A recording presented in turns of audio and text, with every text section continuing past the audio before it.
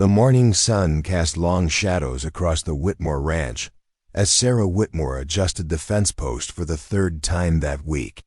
Her calloused hands gripped the wire cutters with practiced ease, but her mind was elsewhere replaying the conversation from the night before.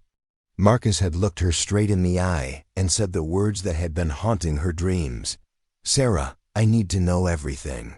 If we're going to build something real together, I can't keep wondering what you're hiding.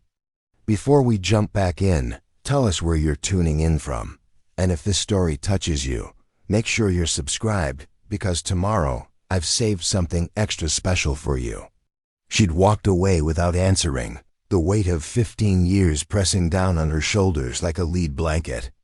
How do you tell someone you've come to love that your past could destroy everything they've worked for? How do you explain that loving you might be the most dangerous decision they'll ever make?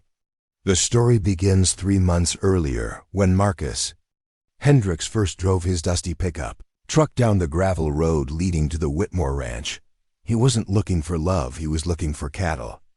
As the newly appointed livestock coordinator for the county's agricultural development program, Marcus had heard whispers about Sarah Whitmore's operation.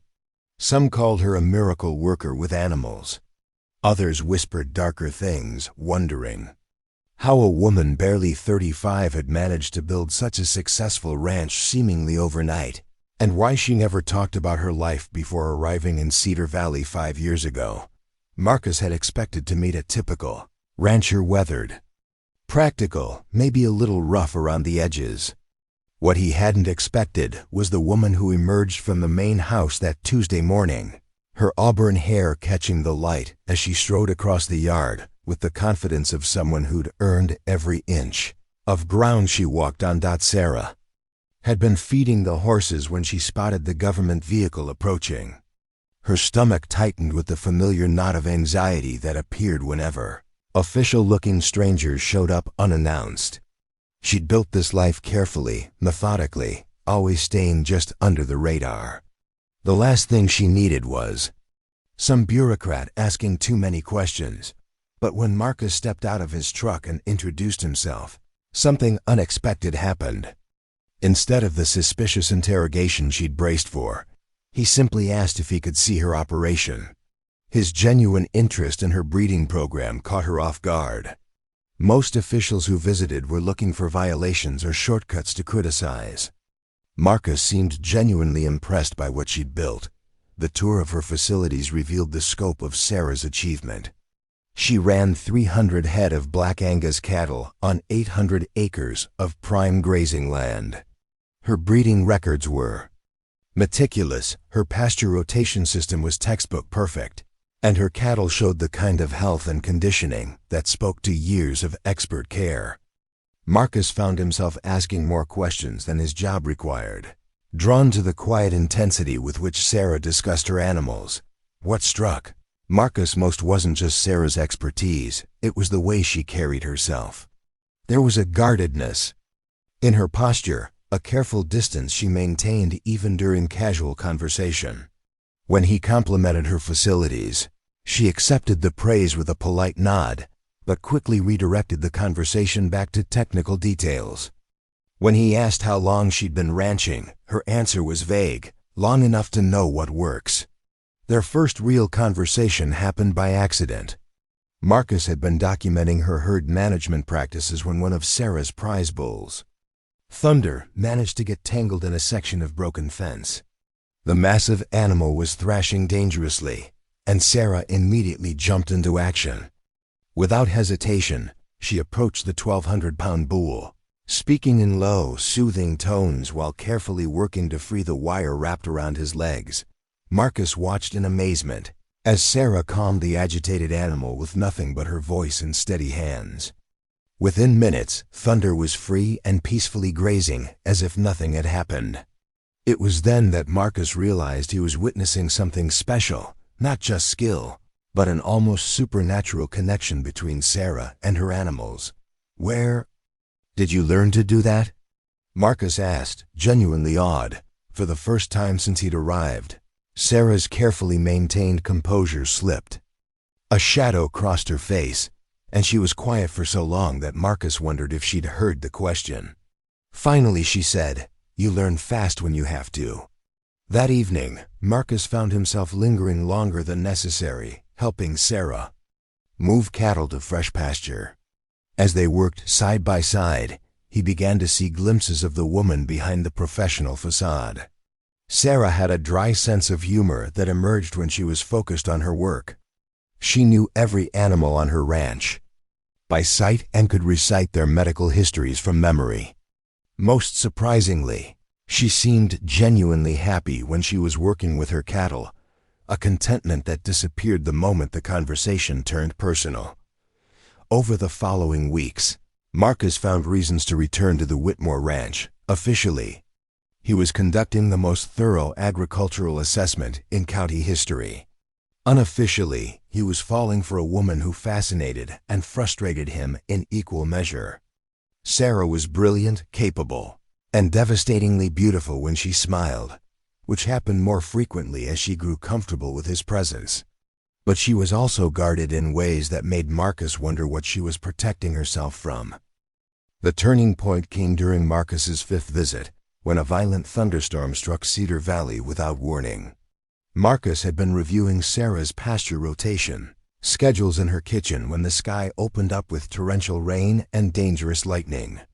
Sarah insisted he wait out the storm rather than risk the treacherous mountain roads in the dark. They spent the evening talking by the fireplace in Sarah's living room, the first time Marcus had been inside her personal space. The room was comfortable, but impersonal, decorated with generic landscapes and lacking the personal photographs or mementos that usually fill a home. It felt more like a hotel room than the sanctuary of someone who'd lived there for 5 years. As the storm raged outside, their conversation meandered from ranch business to books, travel, and shared observations about life in their small mountain community. Marcus learned that Sarah was remarkably well-read, with strong opinions about everything from sustainable agriculture to foreign policy. She was clearly educated and worldly, yet she'd chosen to isolate herself in one of the most remote valleys in Colorado. The evening took an unexpected turn when Sarah excused herself to check on a pregnant mare in the stable. Marcus followed, and together they assisted with the birth of a healthy foal. Working side by side in the dim stable, their hands occasionally touching as they helped bring new life into the world, Marcus felt a connection deeper than anything he'd experienced before. When Sarah smiled at him over the newborn foal, her face glowing with genuine joy, he realized he was completely and irrevocably in love with her. But it was also in that moment that Marcus noticed the scars. As Sarah reached to clean the foal, her sleeve pulled back to reveal a network of thin, precise scars running along her forearm, the kind that came from knives, not accidents. When she caught him looking, she quickly pulled her sleeve down and turned away, but not before Marcus saw the fear flash across her face. The incident created a new tension between them. Sarah became more reserved again, as if she regretted letting Marcus see too much. But Marcus couldn't unsee what he'd witnessed, and he couldn't stop wondering about the stories those scars might tell. His protective instincts, already stirred by his growing feelings for Sarah, now included a burning need to understand what had hurt her. Their relationship shifted into a delicate dance of approach and retreat. Marcus would take a step closer, drawn by his feelings and his desire to help. Sarah would respond with warmth and genuine affection, but then pull back when the intimacy became too real. She was clearly struggling with her own feelings, torn between her obvious attraction to Marcus and her terror of letting him get too close. The breakthrough came during a late-night emergency call. One of Sarah's prize heifers had gone into difficult labor, and she needed help with the delivery. Marcus arrived to find Sarah in the barn, working frantically to save both mother and calf. The situation was critical. The calf was breached, and they were running out of time. For the next 2 hours, they worked together in intense focus, taking turns reaching into the struggling heifer to reposition the calf. Sarah's veterinary skills, were exceptional, and Marcus found himself following her lead as she performed what amounted to emergency surgery with field equipment. When they finally pulled the healthy calf free and watched it take its first breath, they were both covered in sweat and completely exhausted. In the aftermath of their success, sitting on hay bales in the quiet barn, Sarah finally began to open up. She told Marcus about her childhood dream of becoming a veterinarian and how she'd worked on ranches throughout high school and college to pay for her education. She spoke about her love for animals and her belief that working with them was her true calling. But when Marcus asked about veterinary school or her certification, Sarah grew quiet and changed the subject. It was becoming clear to Marcus that Sarah's past contained secrets she wasn't ready to share. But it was also becoming clear that his feelings for her were too strong to ignore. When he finally worked up the courage to ask her to dinner, a real date, not just a working meal, Sarah's response revealed the depth of her internal struggle. "Marcus," she said, looking everywhere but at his face, "you don't understand what you're asking. Getting involved with me. It's not just complicated.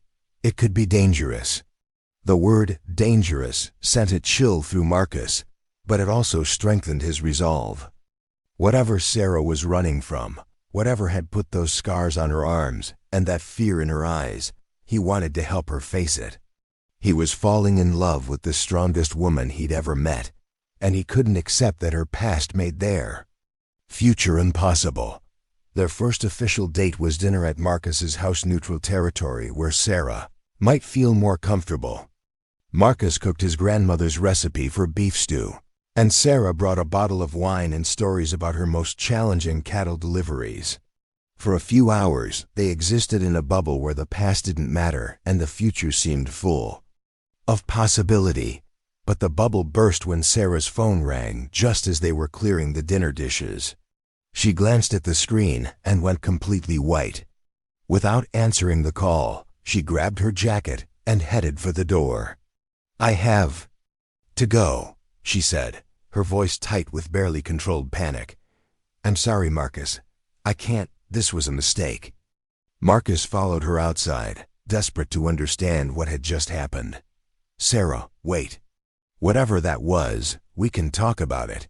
You don't have to handle everything alone." She turned back to him, and in the porch light, Marcus could see tears. She was fighting not to shed. "You have no idea what you're saying. If you knew the truth about me, you'd understand why this can't work. You'd understand why no one can get close to me." Preparing and narrating this story took us a lot of time, so if you are enjoying it, subscribe to our channel. It means a lot to us. Now back to the story. "Then tell me the truth," Marcus said, stepping closer despite the warning in her voice. "Whatever it is, Sarah, I can handle it. Let me help you." Sarah stared at him for a long moment, as if she were memorizing his face. Finally, she shook her head. "Some things are too broken to fix, Marcus. Some pasts are too dangerous to share. I won't put you at risk just because I'm selfish enough to want something I can't have." She drove away that night, leaving Marcus standing in his driveway with more questions than ever. But instead of discouraging him, Sarah's words only convinced him that she was worth fighting for. The woman he was falling in love with was in trouble, and she was facing it alone because she thought she was protecting him. That wasn't acceptable. To Marcus, he'd spent his career helping people solve problems they couldn't handle alone. He wasn't about to stop now when it mattered most. The next morning, Marcus showed up at the Whitmore Ranch with coffee and determination. Sarah tried to maintain professional distance, but Marcus could see the internal war she was fighting. She wanted him there. Her face lit up when she saw him, but she was terrified of what his presence might cost them both. Over the following days, Marcus made it clear that he wasn't going anywhere.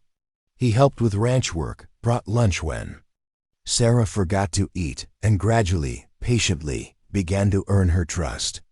He didn't push for answers about her past, but he made it clear that he was prepared to face whatever came next together. The phone call started 3 weeks after that. First dinner at Marcus's house. Always at night, always when Sarah thought she was safe. She never answered them, but each ring felt like a countdown timer ticking toward an explosion she'd spent 5 years trying to prevent. The caller ID showed different numbers, some local, some from area codes she didn't recognize, but Sarah knew who was behind them. Vincent Castellano had found her. Sarah's hands shook as she poured her morning coffee, the ceramic mug rattling against the counter. She'd changed her name, moved across 3 states, and built an entirely new identity, but somehow it hadn't been enough. The life she'd constructed so carefully in Cedar Valley was about to crumble, and the worst part was that now Marcus would be caught in the crossfire. The first sign that her past was closing in came on a Tuesday morning when she discovered that someone had cut through the fence along her eastern pasture. 23 head of cattle had wandered onto the neighboring property, and it took Sarah and her ranch hand, Tommy Brewster, most of the day to round them up.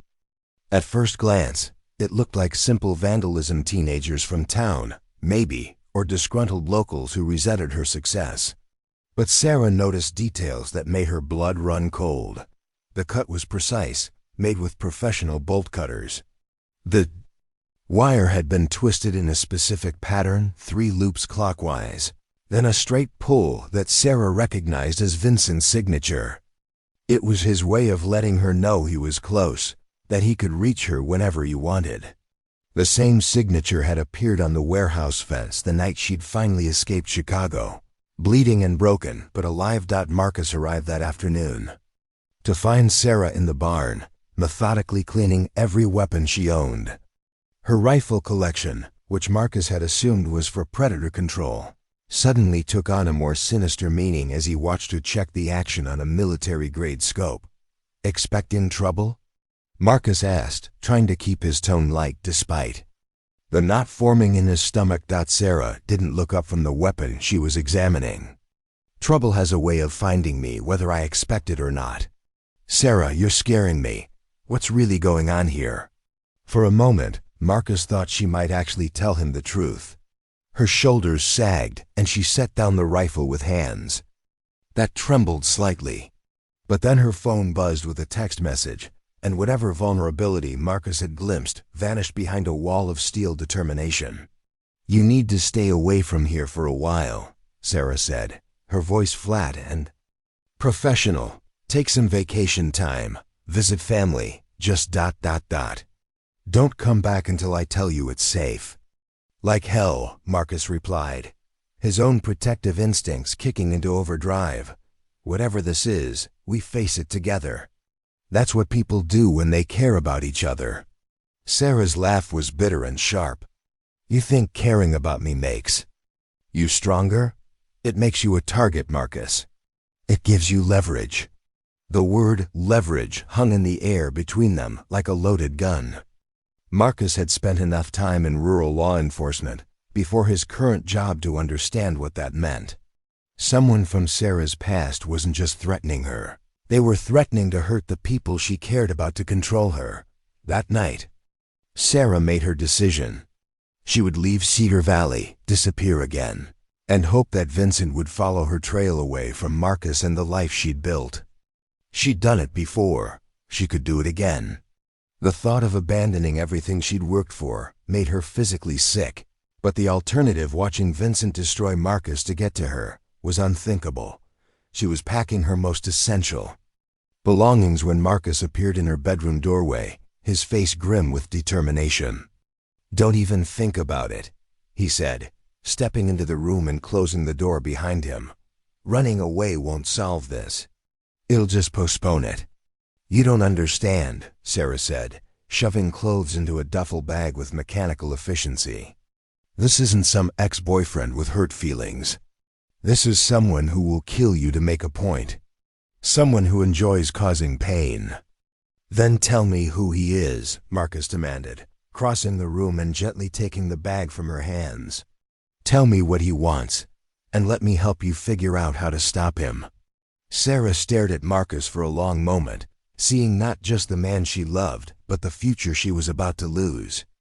In his eyes, She saw unwavering determination and a kind of strength she'd forgotten existed. The strength that came from choosing to stand with someone rather than running from them. So she told him about Vincent Castellano. Sarah had been Dr. Sarah Mitchell then, a veterinarian working in Chicago's Stockyards district. She'd built a successful practice treating livestock for the meat processing companies that dominated the area's economy. What she hadn't known was that several of those companies were fronts for Vincent's money laundering operation, and her meticulous medical records had inadvertently documented evidence of his crimes. Vincent ran a sophisticated network that used livestock shipments to move drugs and dirty money across state lines. Sarah's treatment records showed cattle arriving sick from specific ranches that existed only on paper and being treated with expensive medications that were actually chemical precursors for manufacturing synthetic drugs. Her innocent documentation of fraudulent livestock purchases had created a paper trail that federal investigators were using to build their case against Vincent's entire organization. When Sarah realized what was happening, she'd tried to do the right thing. She'd approached the FBI with her concerns and offered to cooperate with their investigation. That decision had nearly cost her everything. Vincent's reach extended into the federal task force investigating him.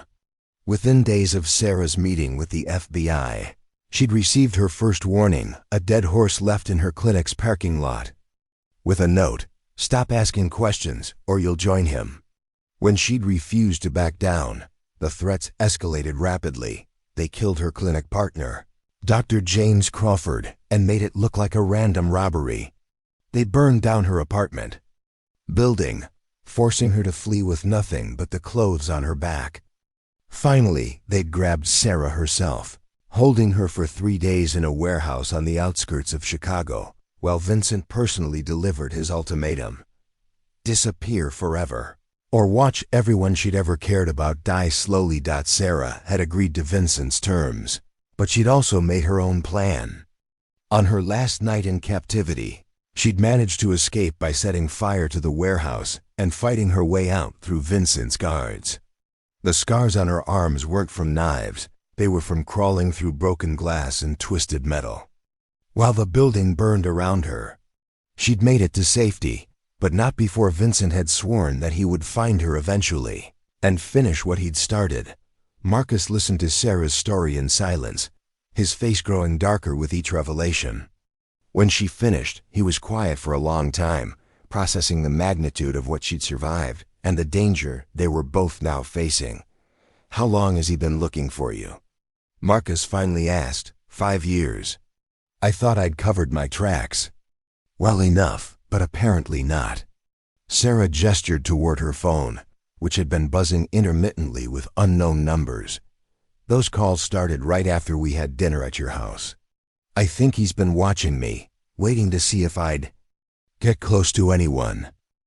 And now he knows about us." "Now he knows about us," Sarah confirmed, "which means you're in danger just by being here." Marcus stood up and walked to the window, looking out at the ranch Sarah had built from nothing. In the moonlight, her cattle grazed peacefully in the pasture, unaware that their owner's carefully constructed world was falling apart. When he turned back to Sarah, his expression had shifted from concern to cold determination. "We're not running," he said. "And we're not letting him win. Marcus, you don't understand what you're up against. Vincent doesn't just kill people, he destroys them. He'll go after your family, your friends, your career. He'll make you wish you'd never heard my name." "Too late for that," Marcus replied, moving back to sit beside her on the bed. "I'm already in love with you, Sarah. That makes this my fight, too." Sarah felt tears she'd been holding back for days finally spill over. She'd been alone for so long, carrying the weight of her secrets and her fear without anyone to share the burden. The idea that Marcus was willing to stand with her despite the danger felt almost too good to be true. "He'll come here," she whispered. "Probably with help. Vincent doesn't take chances, and he doesn't leave witnesses." "Then we'll be ready for him," Marcus said. "But first, we need to contact the authorities." You said there was an FBI investigation. Maybe it's still active. Sarah shook her head. That was 5 years ago. The case probably died when I disappeared. And even if it didn't, Vincent has people everywhere. The moment we surface officially, he'll know exactly where we are. Then we go unofficial, Marcus said. I have contacts in law enforcement from my previous job. People I trust who can help us figure out our options without filing reports or creating paper trails. Over the next 2 days, Marcus reached out to his network while Sarah prepared for the confrontation she'd been dreading for 5 years. His contact at the Colorado Bureau of Investigation confirmed that the federal case against Vincent's organization was still open, though it had stalled after their key witness, Dr. Sarah Mitchell, had vanished. The agent, Detective Ray Sullivan, was intrigued by the possibility that Sarah was still alive and potentially willing to testify.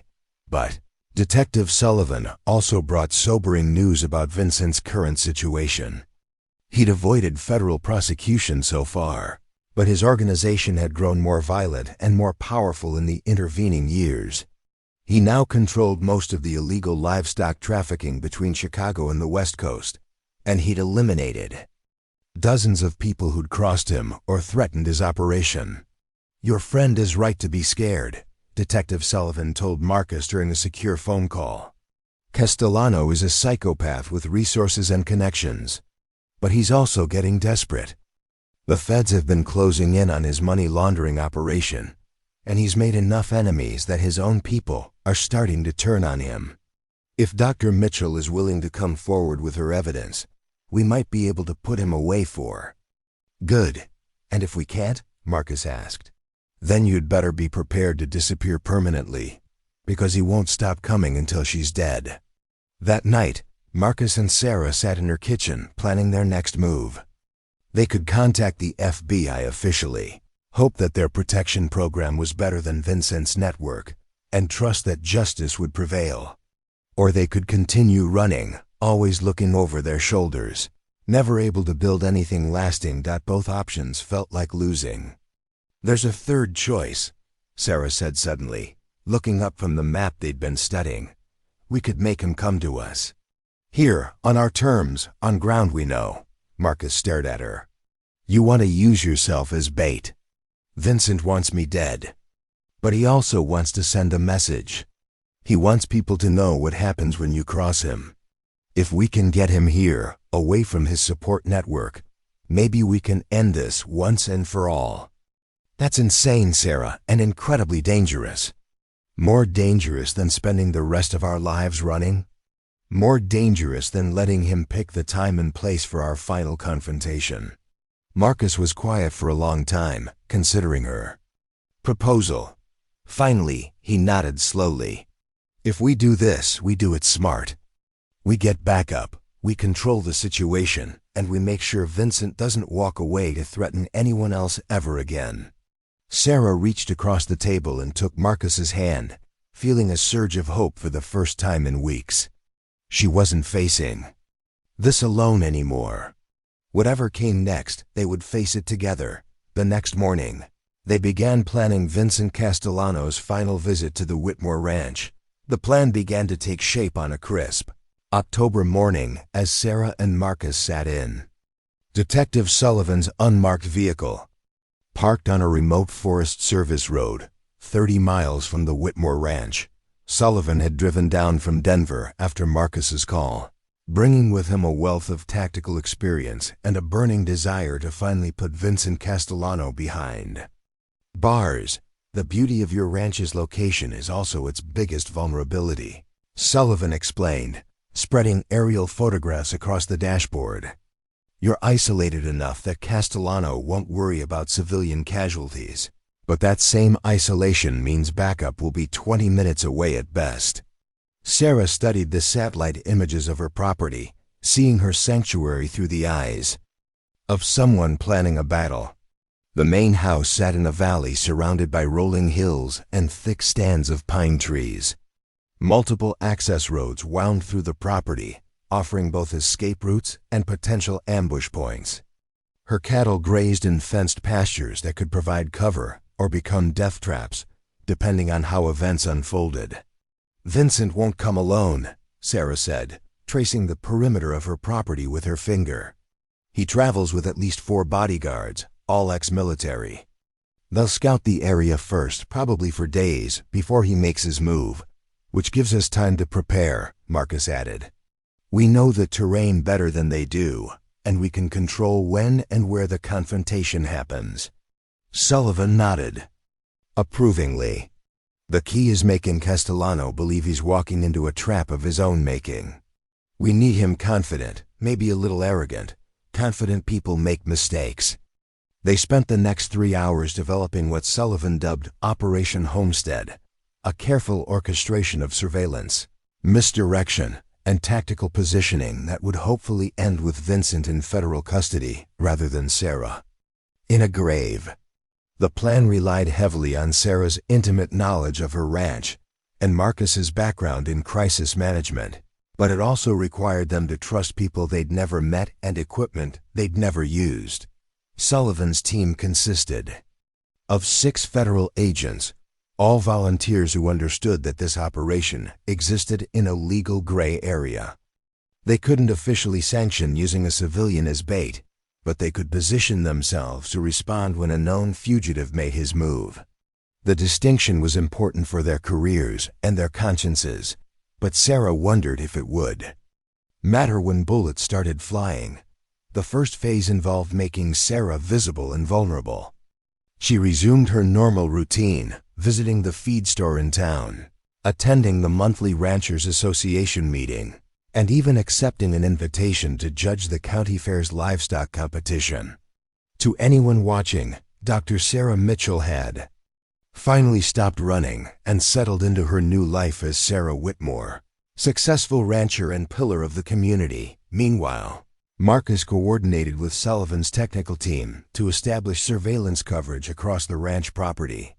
Hidden cameras went up along the access roads, motion sensors were installed in the tree lines, and communication equipment was strategically placed to ensure constant contact with the backup team positioned 5 miles away in an abandoned hunting cabin. The psychological pressure was enormous. Sarah found herself jumping at shadows, analyzing every phone call and unexpected visitor for signs that Vincent had found her. The knowledge that federal agents were watching her every move should have been reassuring, but instead, it felt like living inside a fishbowl, waiting for someone to throw a rock through the glass. Marcus struggled with his own demons during the preparation phase. His role in the plan was to be Sarah's visible boyfriend, the person Vincent would target to control her. Every time he kissed Sarah goodbye or held her hand in public, he wondered if he was painting a target on both their backs. The weight of potentially being responsible for her death was almost unbearable, but it was Tommy Brewster, Sarah's ranch hand, who provided the most crucial element of their strategy. Tommy was a Desert Storm veteran with a calm demeanor and an uncanny ability to spot trouble before it arrived. He'd been working for Sarah for 3 years, and she'd gradually come to trust him with more responsibility around the ranch. When Sarah finally told him about Vincent and the danger they were all facing, Tommy's response was characteristically simple. "Well, I guess we'd better make sure he doesn't leave here alive." Tommy's military experience proved invaluable in preparing defensive positions around the ranch. He identified the most likely approach routes for Vincent's team and helped establish overlapping fields of fire that would give them tactical advantages if the situation deteriorated into a firefight. More importantly, Tommy provided Sarah and Marcus with basic combat training: how to move under fire, how to communicate with hand signals, and how to stay calm when their lives depended on making good decisions quickly. The waiting was the hardest part. Days stretched into weeks with no sign of Vincent or his people. Sarah began to wonder if her paranoia had gotten the better of her, if Vincent had decided she wasn't worth the risk after all. But Detective Sullivan assured her that Castellano was still actively searching for her. His contacts in Chicago had confirmed increased chatter about finding the veterinarian who'd caused so much trouble years earlier. The break came from an unexpected source. Maria Santos, who owned the diner where Sarah occasionally grabbed lunch, mentioned that a group of well-dressed strangers had been asking questions about the local ranches. They claimed to be investors looking for property to purchase, but their questions focused specifically on livestock operations run by single women. Maria found their interest odd enough to mention it to Sarah, who immediately contacted Marcus and Detective Sullivan. Sullivan's team confirmed what Sarah already suspected: Vincent's advanced scouts had arrived in Cedar Valley. Surveillance footage from the town's few security cameras showed 4 men matching the descriptions of known Castellano associates checking into the motel on Highway 34 and renting a large SUV from the local dealership. They were being careful not to attract attention, but their presence meant the endgame was approaching. The psychological warfare began immediately. Sarah's cattle began dying, not from disease, but from carefully administered injections that mimicked natural causes. Her fence lines were repeatedly cut, forcing her to spend hours each day repairing damage and tracking down wandering livestock. Someone broke into her feed storage building and contaminated 2 tons of hay with motor oil, creating a financial loss and a clear message that they could reach her whenever they wanted. Most disturbing were the personal touches that proved Vincent was orchestrating the campaign himself. Sarah found a dead rose on her doorstep, the same variety Vincent had sent to her clinic every week during their brief, disastrous relationship years earlier. Her mailbox was filled with veterinary journals from Chicago, each one open to articles about livestock diseases, with certain words highlighted to spell out threatening messages. The message was clear: Vincent hadn't forgotten their history, and he intended to make her suffer before he killed her. Marcus struggled to watch Sarah endure the psychological assault. Each new threat made him more protective and more determined to end Vincent's campaign permanently. He began carrying a weapon everywhere and sleeping in Sarah's house to ensure she was never alone. The strain was taking its toll on both of them, but it was also strengthening their bond. They were facing their worst nightmare together, and their relationship was proving stronger than their fear. Detective Sullivan used the escalating harassment to build his case for immediate federal intervention. Vincent's people had crossed state lines to threaten a witness in a federal investigation, giving Sullivan's team clear jurisdiction to act. But they still needed Vincent to make the first overtly criminal move, something that would justify deadly force if the situation escalated beyond arrest. The provocation came on a cold November morning when Sarah discovered that someone had slaughtered Thunder, her prize bull, and left his body in the center of her main pasture. The animal had been killed with professional efficiency, a single shot to the head and positioned so that Sarah would see him immediately when she stepped outside for her morning chores. Attached to Thunder's body was a handwritten note in Vincent's distinctive script: Dr. Mitchell, you cost me $50 million in 5 years of my life. Time to pay what you owe. You have 24 hours to come to the old Jameson mine alone, or I start killing everyone you've ever spoken to in this pathetic little town. Don't disappoint me again. Sarah stared at the note with a mixture of rage and relief. After months of waiting and psychological torture, Vincent had finally made his demand. The endgame was here, and despite her terror, she was ready for it. She was tired of running, tired of looking over her shoulder, tired of letting Vincent's threats control her life. Marcus found her sitting beside Thunder's body an hour later, still holding the note. His first instinct was to call Detective Sullivan and activate their response plan, but something in Sarah's expression stopped him. "This isn't how we planned it," he said, kneeling beside her in the frost-covered grass. "Plans change," Sarah replied quietly. "Vincent's not stupid. He knows law enforcement is probably involved by now, so he's trying to draw me away from backup and support. The mine is 15 miles from here. in terrain where Sullivan's team can't position effectively. So we don't go. We force him to come here, where we have the advantage." Sarah shook her head, looking up at Marcus with eyes that held more determination than fear. "If I don't show up at the mine, he'll start killing innocent people. Maria at the diner, the kids who work at the feed store, maybe your family if he can find them. Vincent doesn't make idle threats, Marcus.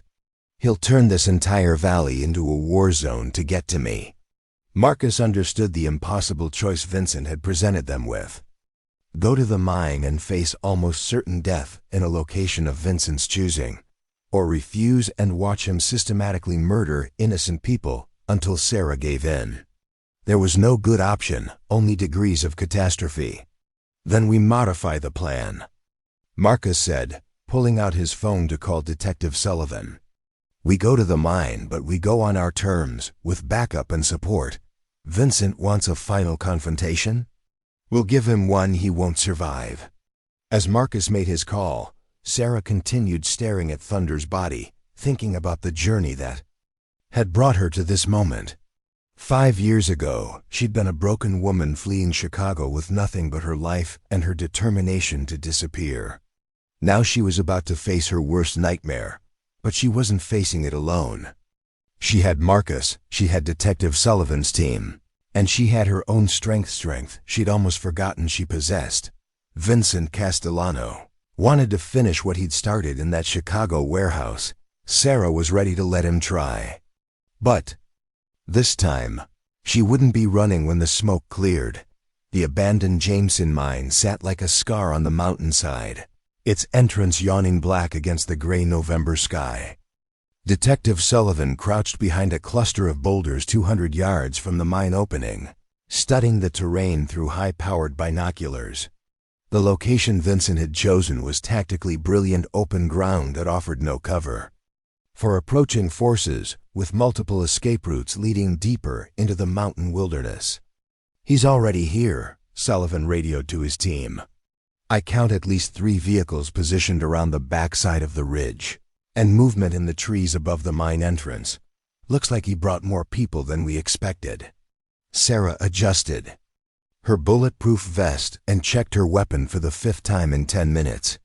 The tactical gear felt foreign and bulky compared to her usual ranch clothes, but Tommy had insisted on every piece of protection they could provide. Her hands were steady, but her heart hammered against her ribs as she contemplated walking into what was almost certainly a trap. Marcus positioned himself beside Sarah in the concealed command post they'd established in an old mining equipment shed half a mile from the target area. His role was to coordinate communications between Sarah and the federal agents, but both of them knew his real job was to watch helplessly as the woman he loved walked into mortal danger. "Remember, the wire has a range of about 500 yards in this terrain," Marcus said, testing the small transmitter clipped inside Sarah's jacket. "If you get deeper into the mine than that, we'll lose contact." "Vincent won't take me into the mine," Sarah replied with grim certainty. "He wants this to be public, memorable. He'll want his people to see what happens to someone who crosses him." The plan they'd developed was deceptively simple.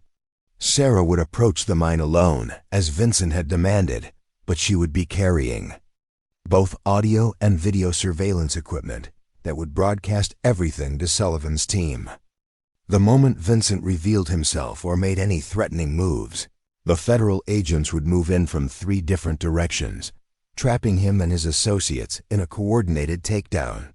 But plans, as Sarah had learned over the past few months, rarely survived contact with reality. The walk to the mine entrance felt like a death march. Sarah's boots crunched on loose gravel and dead leaves as she made her way across the open ground, acutely aware that multiple weapons were probably trained on her. The autumn air was sharp and cold, and her breath came in visible puffs that seemed to mark her progress like a countdown. Timer. Vincent stepped out from behind a rusted mining cart when Sarah was 50 feet from the entrance. He looked exactly as she remembered him, tall, expensively dressed despite the wilderness setting, with the kind of predatory smile that had once fooled her into thinking he was charming. 5 years had added gray to his temples and lines around his eyes, but they'd also given him an air of dangerous confidence that made Sarah's skin crawl. "Dr. Sarah Mitchell," Vincent called out, his voice carrying easily across the clearing. "Or should I say Sarah Whitmore? I have to admit, I'm impressed by your little disappearing act. It took me longer to find you than I expected." "What do you want, Vincent?" Sarah stopped 20 feet away from him, close enough to talk but far enough to have a chance if shooting started. "What I've always wanted. Justice. Compensation for the damage you caused." Vincent gestured broadly at the abandoned mine around them. "Do you have any idea how much money your meddling cost me? How many good people went to prison because of your sanctimonious crusade?" "Good people?" Sarah couldn't keep the disgust out of her voice. "You were trafficking drugs and laundering money through livestock operations. You killed Dr. Crawford when he got suspicious. Those weren't good people, Vincent. They were criminals." Vincent's smile never wavered, but Sarah caught the flash of rage in his eyes. James Crawford was collateral damage. "Business is business, Sarah. You should have understood that." Movement in her peripheral vision caught Sarah's attention. Vincent's men were repositioning themselves, closing off potential escape routes while trying to look casual about it. She counted 4 that she could see, but Sullivan had spotted at least 6 vehicles. Vincent had definitely brought more firepower than anticipated. "You destroyed my life," Sarah continued, hoping to keep Vincent talking while Sullivan's team moved into position. "I lost everything, my practice, my home, my identity. Wasn't that enough revenge for you?" "Oh, sweet Sarah," Vincent stepped closer, and she could smell his expensive cologne mixed with gun oil. "That wasn't revenge. That was just business. Revenge is what happens next." The attack came without warning.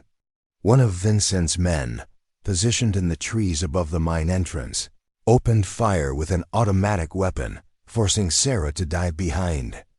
The nearest cover a pile of rotted timber and rusted metal. Bullets sparked off the rocks around her as Vincent's other associates emerged from concealment, turning the clearing into a war zone. Sarah's earpiece crackled with Sullivan's voice. "Contact! Contact! All units move in now." The federal response was immediate and overwhelming.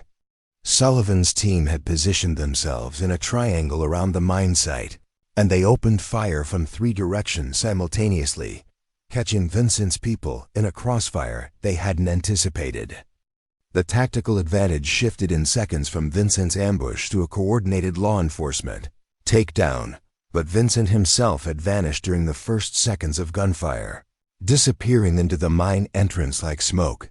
Sarah realized with growing horror that this had been his plan all along: create chaos, eliminate the federal agents, and then deal with her personally in the depths of the abandoned mine, where no one could interfere, against every instinct and all her training.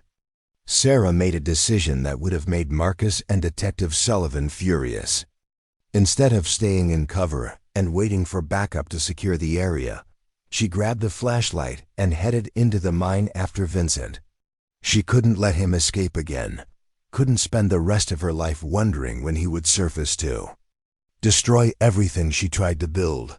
The mine tunnel stretched into absolute darkness, supported by rotting timbers that creaked ominously with every step. Sarah's flashlight beam revealed rusted rails, abandoned equipment, and side passages that branched off into deeper darkness. The air was stale and cold, carrying the metallic taste of old machinery and the musty smell of decades-old decay. "I wondered if you'd follow me," Vincent's voice echoed from somewhere ahead, distorted by the tunnel acoustics until it seemed to come from everywhere at once. "You always were braver than you were smart, Sarah." Sarah moved carefully through the tunnel, her weapon ready and her senses straining for any sign of movement. The flashlight created a small bubble of visibility in the overwhelming darkness, but she knew Vincent could be anywhere behind her, ahead of her, or in one of the countless side passages that honeycombed the mountain. This is where it ends. Vincent continued, his voice seeming closer now. No federal agents, no backup, no one to save you. Just you and me, settling accounts the way we should have 5 years ago. The way we should have settled them is with you in prison, Sarah called back, trying to pinpoint his location by the sound of his voice. You're a criminal, Vincent. A murderer. The world will be better off without you. Vincent's laughter echoed through the tunnels, and Sarah realized he was moving, not running away, but circling back toward her through the maze of passages. He knew these tunnels better than she did, had probably scouted them extensively before choosing this location for their confrontation. The attack came from behind. Vincent emerged from a side passage Sarah had already passed, moving with the silent efficiency of someone who'd spent years perfecting violence. His first shot missed her by inches, sparking off the tunnel wall and filling the air with rock fragments and the deafening sound of gunfire in an enclosed space. Sarah spun and returned fire, but Vincent had already disappeared back into the side passage. The muzzle flash had temporarily destroyed her night vision, leaving her effectively blind in the absolute darkness of the mine. She could hear him moving, but the tunnel acoustics made it impossible to determine direction or distance. You know, what I remember most about our time together in Chicago. Vincent's voice came from a different direction now, somewhere to her left. How trusting you were. How easy it was to manipulate someone who wanted to see the best in people. Sarah forced herself to remain calm and think tactically. Vincent was trying to provoke her into making mistakes, into revealing her position or wasting ammunition. He had the advantage of familiarity with the terrain, but she had advantages to better physical condition from years of ranch work and the desperate motivation of someone fighting for her life and her future. I remember something too, Sarah replied, moving quietly toward what she thought was Vincent's last position. I remember that you're a coward who only feels brave when you're hurting people weaker than you. The insult had its intended effect. Vincent fired twice from concealment, the muzzle flashes revealing his position in a side chamber about 30 feet ahead. Sarah immediately moved toward him, using the brief illumination to navigate around fallen timbers and debris that littered the tunnel floor. When she reached the chamber entrance, Sarah found it empty except for more abandoned mining equipment. But Vincent had left something behind, a small device that began beeping rapidly the moment her flashlight beam hit it. Sarah recognized the sound immediately from her brief tactical training, a timer counting down to an explosion. She ran. Behind her, Vincent's voice carried through the tunnels one last time. Goodbye, Dr. Mitchell. I told you I'd finish what we started in Chicago. The explosion collapsed 50 feet of tunnel behind Sarah, filling the air with choking dust and debris. The blast wave knocked her flat, and for several terrifying seconds, she couldn't tell if she was buried alive or merely stunned. When her hearing returned, she realized she could still breathe and move, which meant she was still in an intact section of the mine, but she was also trapped. The tunnel behind her was completely blocked, and she had no idea if there were other exits deeper in the mine. Vincent might have just killed them both with his final act of revenge, sealing them together in a tomb of rock and timber. Sarah picked up her flashlight and began moving deeper into the mine, looking for another way out. Behind her, Vincent Castellano lay crushed under tons of rock and earth. His 5-year campaign of terror finally ended. But Sarah wouldn't know that for hours yet. All she knew was that she was alive, she was free, and somewhere above ground. Marcus was waiting for her to come home. The darkness in the collapsed mine was absolute and suffocating. Sarah's flashlight had been damaged in the explosion, producing only a weak flickering beam that created more shadows than illumination. The air was thick with dust and the metallic taste of pulverized rock, making each breath a conscious effort. But she was alive, and after 5 years of running from Vincent Castellano, That simple fact felt like a miracle. Sarah pressed her back against the tunnel wall and tried to assess her situation objectively. The passage behind her was completely blocked. Tons of rock and timber had come down when Vincent triggered his explosive device. The tunnel ahead stretched into unknown darkness, potentially leading deeper into the mountain, or, if she was lucky, to another exit that the miners had carved decades earlier. Her radio had been crushed in the collapse, cutting off communication with Marcus and Detective Sullivan's team.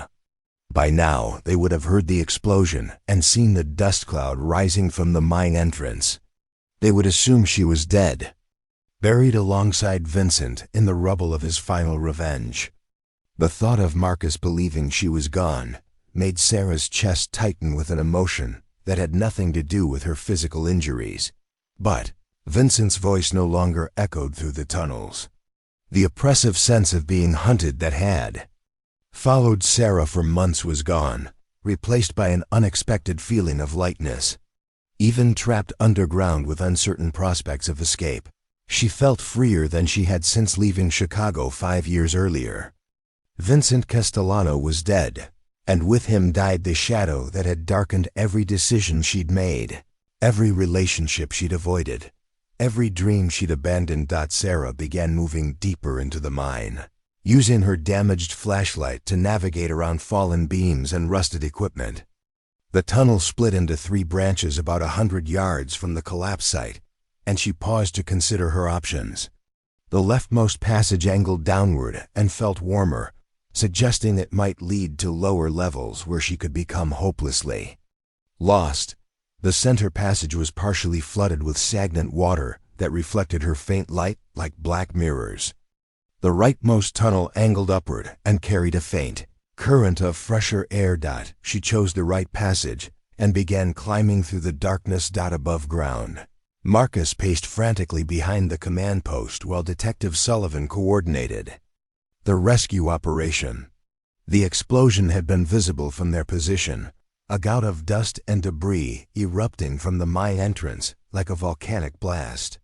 Emergency crews were already on their way, but Sullivan's preliminary assessment was grim. The main tunnel had completely collapsed, and there was no immediate way to determine if anyone inside could have survived. "We're going to get her out," Marcus said for the 10th time in as many minutes, his voice tight with barely controlled panic. "Sarah's tough. She survived Vincent's warehouse in Chicago, and she survived this." Sullivan wanted to offer reassurance, but his experience with collapsed mines suggested otherwise. Even if Sarah had somehow avoided being crushed in the initial blast, she would be facing limited air supply, potential flooding, and the psychological challenge of navigating unfamiliar tunnels in complete darkness. The odds of survival decreased dramatically with each passing hour. The federal takedown of Vincent's associates had been textbook perfect. 4 men were in custody, 2 more were dead, and a significant cache of weapons and communications equipment had been seized. Sullivan's team had effectively dismantled Vincent's entire operation in a single coordinated strike. But their primary objective, protecting Sarah from Vincent's revenge, appeared to have failed catastrophically. Tommy Brewster arrived at the command post, driving Sarah's ranch truck, its bed loaded with heavy equipment and climbing gear. His military experience had taught him that official rescue operations often moved too slowly when lives hung in the balance, and he'd taken the initiative to gather tools that might be needed for an immediate rescue attempt. "There are old mining maps in the county records office," Tommy told Marcus and Detective Sullivan. "If this mine connects to others in the area, there might be alternate entrances we can use to reach her from a different direction." While Sullivan's team began the official excavation of the main tunnel, Marcus and Tommy drove to the county courthouse to research the historical records of mining operations in the area. What they discovered gave them the first hope they'd felt since the explosion. The Jameson mine was part of a larger complex that had operated continuously from the 1880s through the 1940s. Multiple shafts and horizontal passages connected the various claims, creating an underground network that stretched for miles through the mountainside. More importantly, the record showed 3 other entrances to the mine complex, including a maintenance shaft that had been sealed in 1962 but might still be accessible. If Sarah had survived the initial collapse and managed to navigate the tunnel system, she might be making her way toward one of these alternate exits. Deep underground, Sarah was proving that assumption correct. Her damaged flashlight had finally died completely, leaving her to navigate by touch and instinct through passages that hadn't seen human presence in decades. But the air current she'd been following was growing stronger, and she could detect subtle changes in temperature and humidity that suggested she was approaching the surface. The passage she'd chosen led to a vertical shaft with rusted ladder rungs bolted to the rock wall. Some of the rungs had corroded away completely, creating gaps that required careful maneuvering in absolute darkness. Sarah tested each rung before trusting it with her full weight, knowing that a fall in these conditions would likely be fatal. As she climbed, Sarah found herself thinking about the life she'd built in Cedar Valley and the future she could now embrace without fear. Vincent's death meant she could stop looking over her shoulder, stop keeping people at arm's length to protect them from her past. She could be completely honest with Marcus about who she was and what she'd survived. She could apply for the veterinary license she'd abandoned 5 years earlier and practice medicine again under her real name. Most importantly, she could love Marcus without reservations, without the constant fear that caring about him would put him in mortal danger. Vincent's death had given her back her future, and she was determined to survive long enough to claim it. The vertical shaft ended at a heavy metal grate that had been installed to prevent unauthorized access to the mine. Through the gaps in the grate, Sarah could see stars, actual stars in a night sky that meant freedom and safety and the end of her underground ordeal. The grate was secured with a massive padlock that had rusted solid over the decades, but the metal itself had been weakened by years of exposure to mountain weather. Sarah braced herself against the ladder and began kicking at the weakest section of the grate. Each impact sent shockwaves through her injured body, but gradually the corroded metal began to give way. After what felt like hours but was probably only minutes, she managed to create an opening large enough to squeeze through. Emerged into a clear November night, gasping the cold mountain air and feeling the first snowflakes of winter settling on her face. The maintenance shaft had brought her out on a different face of the mountain, several miles from where she'd entered the mine complex. The lights of Cedar Valley sparkled in the distance, and Sarah could see the emergency vehicles clustered around the main mine entrance like fireflies in the darkness. Finding a way down from her position on the mountainside took another 2 hours of careful hiking through unfamiliar terrain. Sarah was exhausted, dehydrated, and suffering from numerous cuts and bruises, but she was alive and free in ways that extended far beyond her physical escape from the collapsed mine. She reached the main road just as dawn was breaking over the mountains, painting the snow-covered peaks in shades of gold and rose. A passing motorist, Jerry Walsh, who delivered feed to ranches throughout the valley, recognized her immediately despite her disheveled condition and insisted on driving her directly to the command post. Marcus saw the feed truck approaching and felt his heart skip when he recognized the figure sitting in the passenger seat. Sarah was alive, she was safe, and she was coming home to him. He ran toward the truck before it had completely stopped, pulling Sarah into an embrace that felt like salvation after the longest night of his life. "I thought I'd lost you," Marcus whispered against her hair, holding her close enough to feel her heartbeat and reassure himself that she was real and whole. "You'll never lose me," Sarah replied, and for the first time in 5 years, she meant it completely. "Vincent's dead, Marcus. It's over. We're finally free to build whatever kind of life we want together." Detective Sullivan approached with a mixture of professional satisfaction and personal relief. Vincent Castellano's body had been recovered from the collapsed section of the mine, ending a 5-year federal manhunt and closing dozens of unsolved cases. More importantly, from Sarah's perspective, Vincent's death meant she could reclaim her identity as Dr. Sarah Mitchell and help prosecute the remaining members of his organization. "The federal prosecutor wants to meet with you as soon as you're ready," Sullivan told Sarah. "Your testimony, combined with the evidence we've seized, should put the rest of Castellano's people away for a very long time." Sarah nodded, understanding the legal battles that lay ahead but no longer fearing them. She had survived Vincent's worst efforts to destroy her, and she had found something worth fighting for in Marcus and the life they could build together. 6 months later, Dr. Sarah Mitchell stood in the main barn of the newly expanded Whitmore Ranch, examining a pregnant Mare while Marcus reviewed the architectural plans for their new veterinary clinic. The federal trials had concluded with convictions for all of Vincent's surviving associates, and Sarah's testimony had been crucial in securing justice for Dr. Crawford and the other victims of Vincent's violence, but the trials were behind them. Now the future stretched ahead bright with possibility.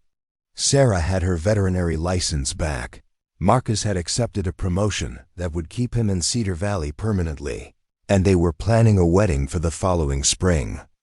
The ranch was thriving, the clinic was almost ready to open, and every morning brought new evidence that they had truly escaped the shadows of the past. Sarah looked across the barn at Marcus, who was explaining some detail of the clinic design to Tommy with the enthusiasm he brought to every project they tackled together. This was the life she had never dared to dream during her years of running and hiding. Life built on truth instead of secrets, on love instead of fear, on the courage to embrace a future she had earned through survival and determination. Vincent Castellano was dead, but Sarah Mitchell was finally completely alive. 2 years after Vincent Castellano's death, Dr. Sarah Mitchell stood in the gleaming examination room of the Mitchell-Hendricks Veterinary Clinic, carefully suturing a deep laceration on a German shepherd named Rex. The dog had tangled with a mountain lion near the old mining road, and his owner, 16-year-old Jessica Chen, watched nervously as Sarah worked with the steady precision that had made her one of the most respected veterinarians in 3 counties. "Will he be okay, Dr. Mitchell?" Jessica asked, stroking Rex's head while Sarah's assistant, Maria Valdez, monitored the anesthesia. "He's going to be fine," Sarah assured her, applying the final suture with practiced ease.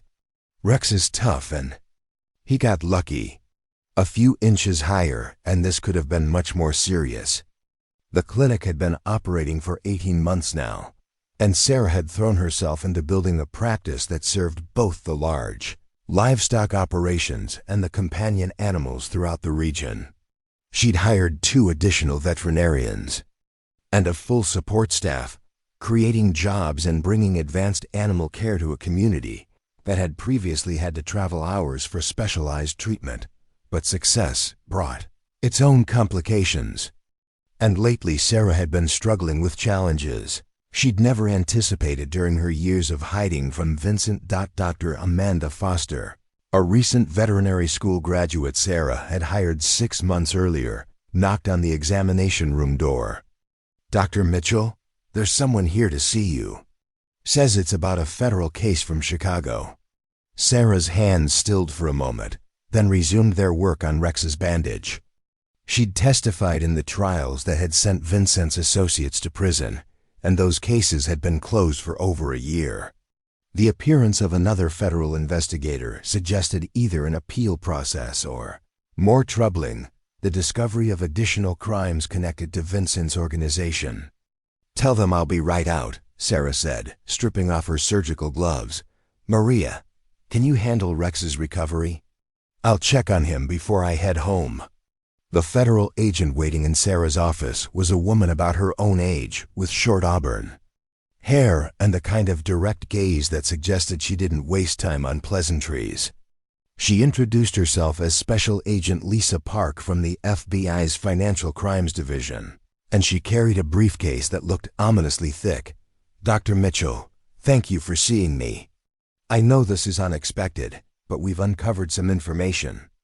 During our ongoing investigation of Vincent Castellano's financial network that requires your expertise. Sarah settled into her desk chair, trying to project calm professionalism despite the familiar knot of anxiety forming in her stomach. I thought the Castellano investigation was closed.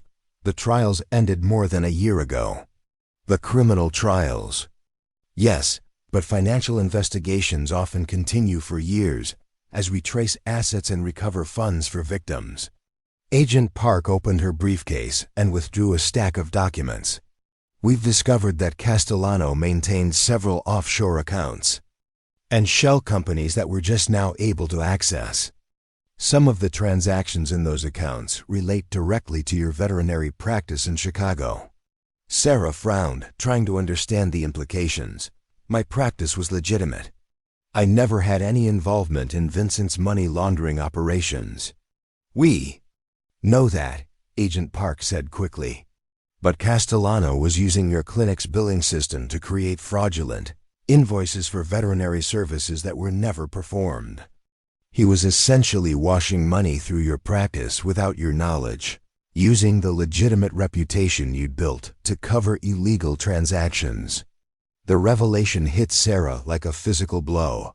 Even after Vincent's death, even after rebuilding her life and finding happiness with Marcus, Vincent's criminal activities were still reaching out to contaminate everything she'd worked for. The clinic in Chicago that she'd been so proud of, the professional reputation she'd spent years building, had been corrupted by Vincent's scheme without her ever knowing it. How much money are we talking about? Sarah asked, dreading the answer. Approximately $3.2 million was laundered through fraudulent invoices, bearing your clinic's letterhead over a period of 8 months. The transactions were sophisticated, enough that the banks and regulatory agencies never flagged them as suspicious. Sarah stared at the documents Agent Park had spread across her desk, seeing her own professional letterhead attached to invoices for services she'd never performed, for clients she'd never met. Vincent had stolen her identity as thoroughly as if he'd taken her name and credit cards, using her reputation to legitimize his crimes. What does this mean for me now? Sarah asked. For my current practice? That depends, Agent Park said carefully. The money was laundered through your Chicago clinic, but that practice was destroyed when you fled the city. The current issue is that several of Castellano's victims are filing civil suits to recover their losses, and your clinic, both the old one in Chicago and potentially this new one, could be named as co-defendants. The implications were staggering. Sarah could find herself facing lawsuits from people Vincent had defrauded, people who might legitimately believe that her clinic had been part of his criminal enterprise. Even if she ultimately prevailed in court, the legal costs and negative publicity could destroy the practice she'd built in Cedar Valley and devastate the community that depended on her services. There's an alternative, Agent Park continued. If you're willing to cooperate fully with our ongoing financial investigation, we can petition the court to recognize you as a victim rather than a potential co-conspirator. Your testimony about Castellano's methods and your knowledge of the livestock industry could be invaluable in helping us trace other money laundering operations. Sarah understood what Agent Park was really asking. Once again, Vincent's crimes were going to force her to relive the worst period of her life, to testify about trauma she'd worked hard to overcome, to risk exposing herself and Marcus to new dangers as she helped the federal government pursue other criminals who might want to silence her. I need to discuss this with my husband, Sarah said finally. Marcus deserved to know about this latest development, and she'd learned that facing challenges together made them both stronger, of course. But Dr. Mitchell, time is a factor here. The civil suits are moving forward, and if you're going to establish your victim status rather than being named as a defendant, we need to begin the cooperation process soon.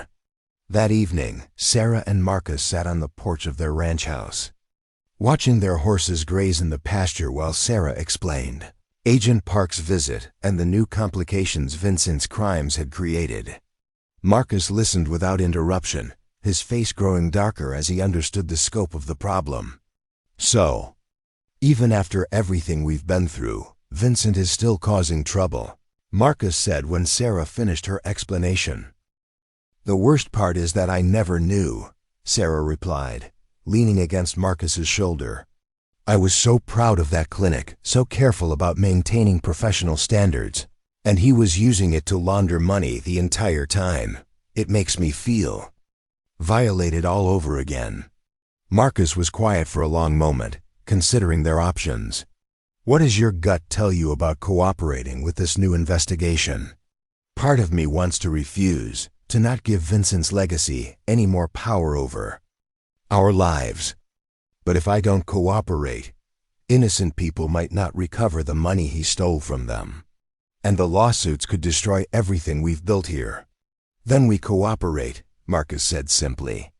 We've faced worse than this together, and we've always come out stronger.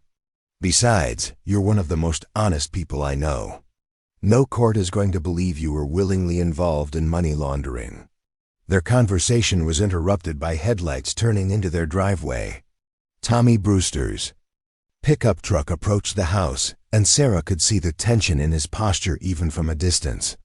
Tommy had been working as the ranch foreman since Sarah and Marcus had married, but he still maintained the security consciousness that had served them well during the confrontation with Vincent.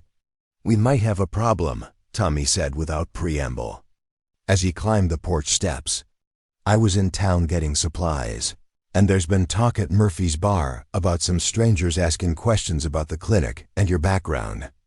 Sarah felt her blood chill. What kind of questions?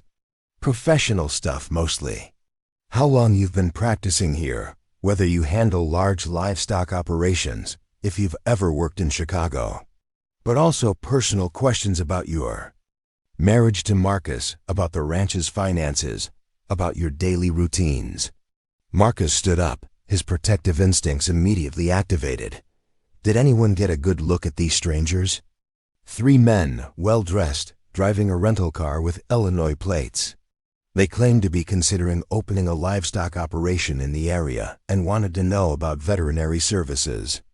But Murphy said something felt off about them, they asked. Too many questions about you specifically, and not enough about the other vets in the region. Sarah and Marcus exchanged glances, both thinking the same thing.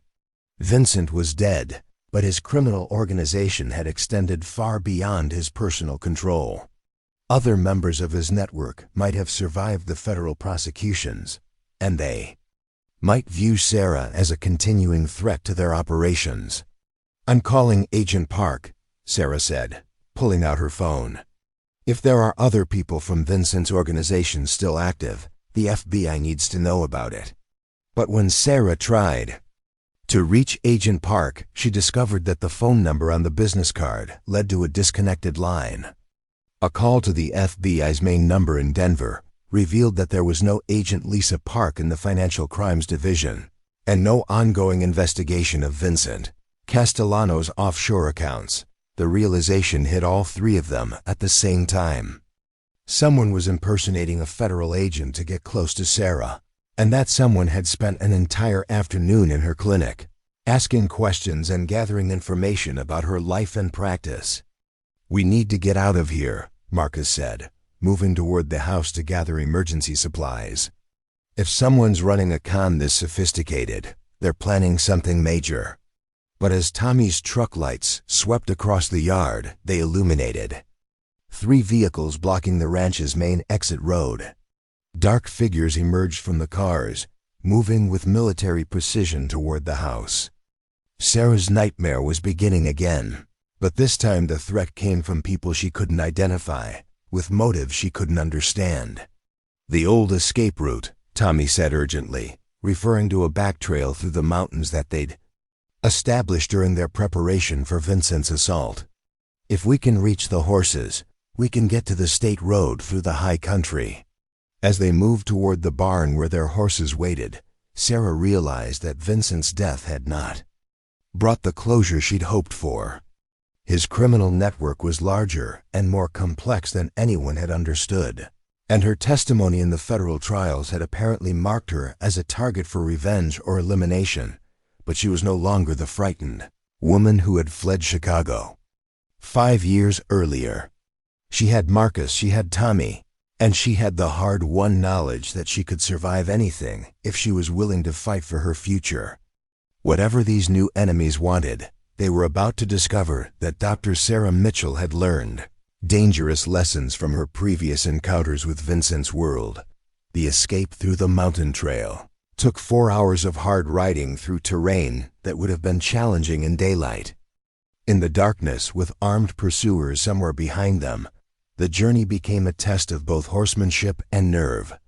Sarah's mare, Luna, picked her way carefully along the narrow path that wound through stands of aspen and pine, while Marcus and Tommy flanked her on either side, their rifles ready and their senses straining for any sign of pursuit.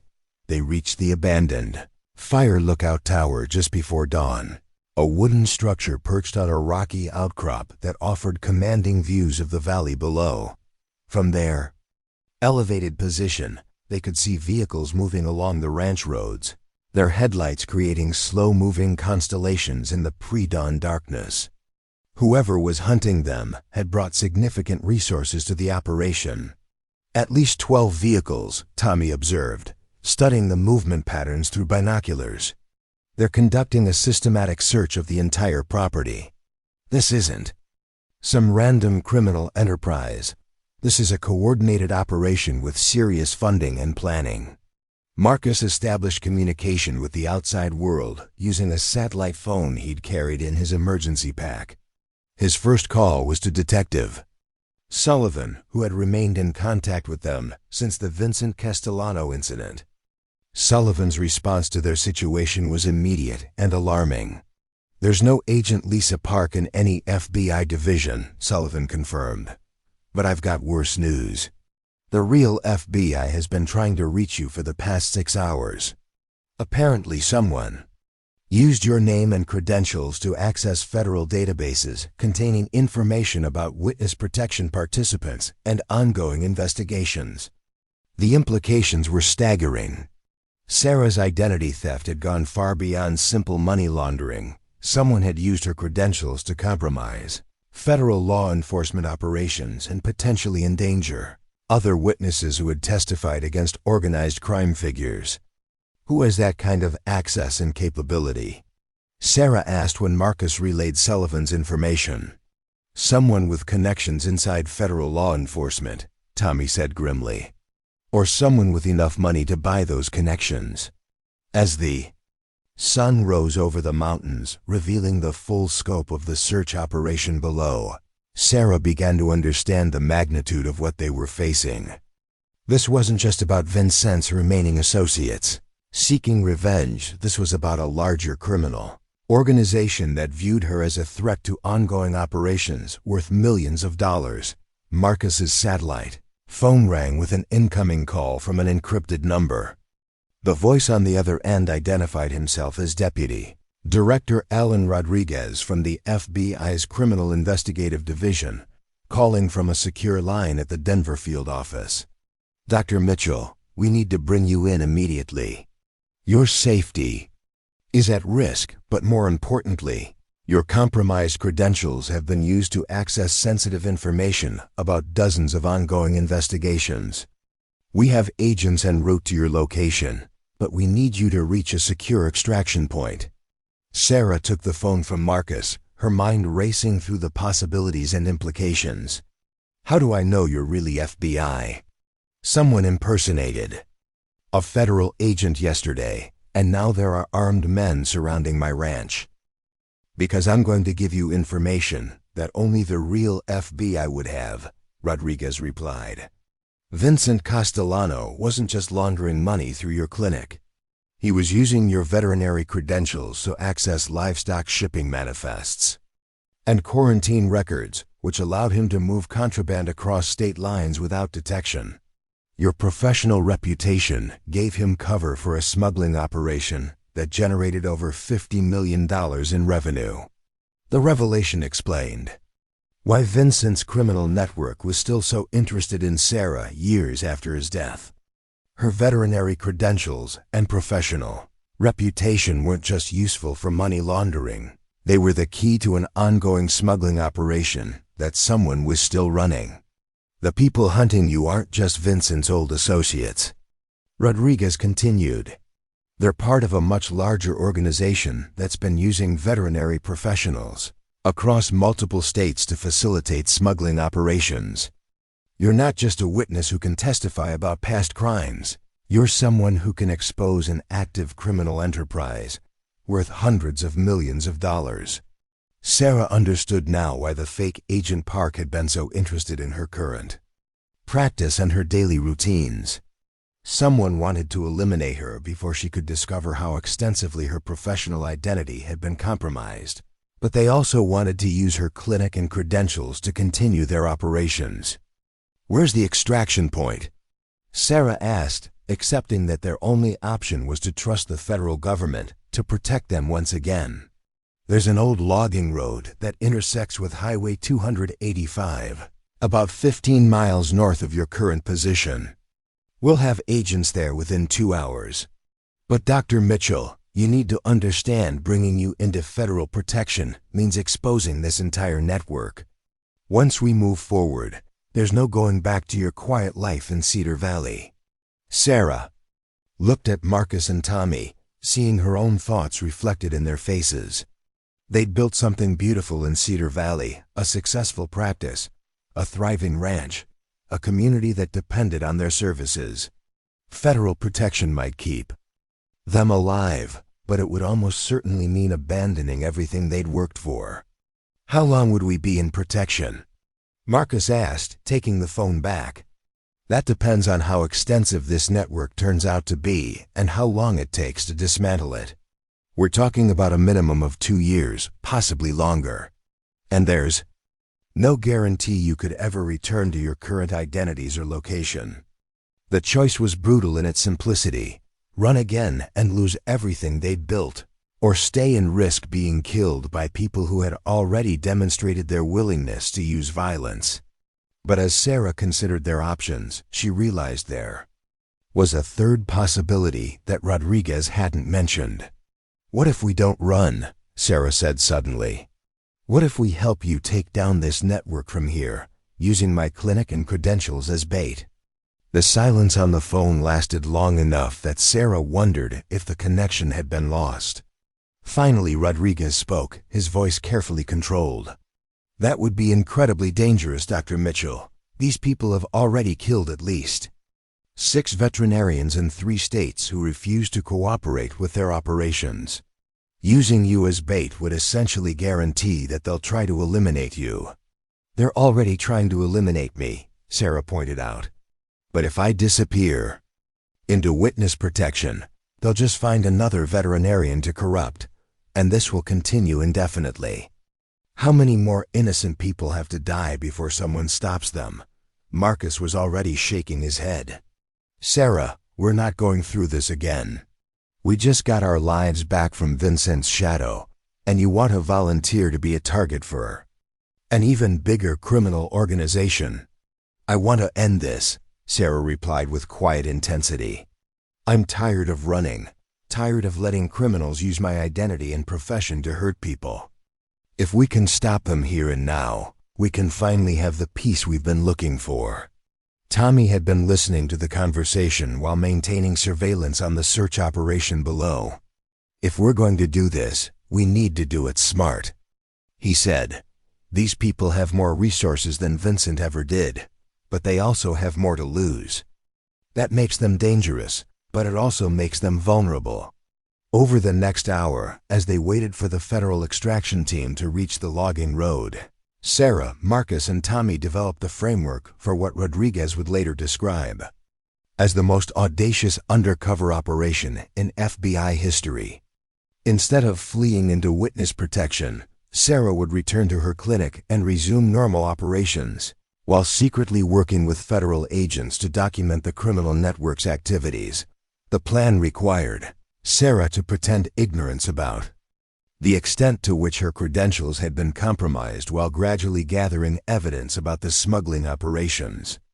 She would need to identify other corrupted veterinarians, document illegal shipments, and ultimately provide testimony that could dismantle the entire network. But the plan also required Marcus and Tommy to accept roles as her protection detail, knowing that they would be primary targets for elimination if the criminals discovered their cooperation with federal law enforcement. All three of them would be living under constant threat while maintaining the pretense of normal life. When the FBI extraction team arrived at the logging road, they found Sarah, Marcus, and Tommy waiting with a counterproposal that turned the entire operation upside down. Instead of extracting a witness, they were suddenly coordinating an undercover operation that would either destroy a major criminal network or get everyone involved killed in the attempt. Rodriguez's first reaction was to reject the plan as too dangerous, but as Sarah explained what she'd learned about the scope of the criminal network's operations, he began to see the potential for a major law enforcement victory. Sarah's unique position as both a target and an unwitting facilitator of the crimes, them an unprecedented opportunity to gather evidence and build cases that could reach the highest levels of organized crime. The decision to proceed was made that afternoon in a secure conference room at the Denver FBI field office. Sarah would return to Cedar Valley with a full surveillance and protection detail, while Marcus and Tommy would be given federal deputy status to allow them to carry weapons and coordinate with law enforcement. The operation, codenamed Veterinary, would run for a maximum of 6 months, with extraction protocols ready if the situation became too dangerous. But as they prepared to return to Cedar Valley and begin the most dangerous phase of their lives together, Sarah felt a familiar sense of purpose that had been missing since she'd fled Chicago years earlier. She was no longer running from her past or hiding from threats. She was actively working to protect other innocent people from the kind of corruption that had nearly destroyed her life. Vincent Castellano's death had ended one chapter of her story, but it had also revealed a larger conspiracy that threatened countless other victims. This time, Sarah wasn't fighting just for her own survival. She was fighting to ensure that no other veterinarian would have their profession corrupted by criminal enterprises, and that no other innocent person would suffer because criminals had turned healing into a tool for harm. The ranch house looked exactly as they'd left it when they returned that evening, but now it was equipped with surveillance equipment and protected by federal agents positioned throughout the property. Sarah's clinic would reopen the next morning, and she would resume treating animals while secretly documenting evidence of the largest veterinary fraud case in federal law enforcement history. The stakes had never been higher, but Sarah had never been more determined to win.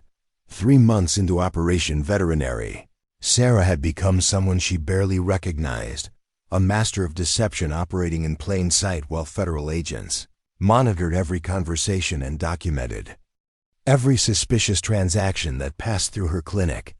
The woman who had once fled Chicago in terror was now methodically building the case that would destroy the criminal network that had corrupted her profession. The Mitchell Hendricks Veterinary Clinic had never been busier. Word had spread throughout the region that Dr. Mitchell offered premium services for high-value livestock, and ranchers were traveling from as far as Wyoming and New Mexico to take advantage of her expertise. What most clients didn't realize was that nearly 30% of these new customers were criminals using livestock shipments to transport everything from synthetic drugs to stolen electronics across state lines. Sarah's role required her to appear cooperative without seeming eager, professional without being suspicious.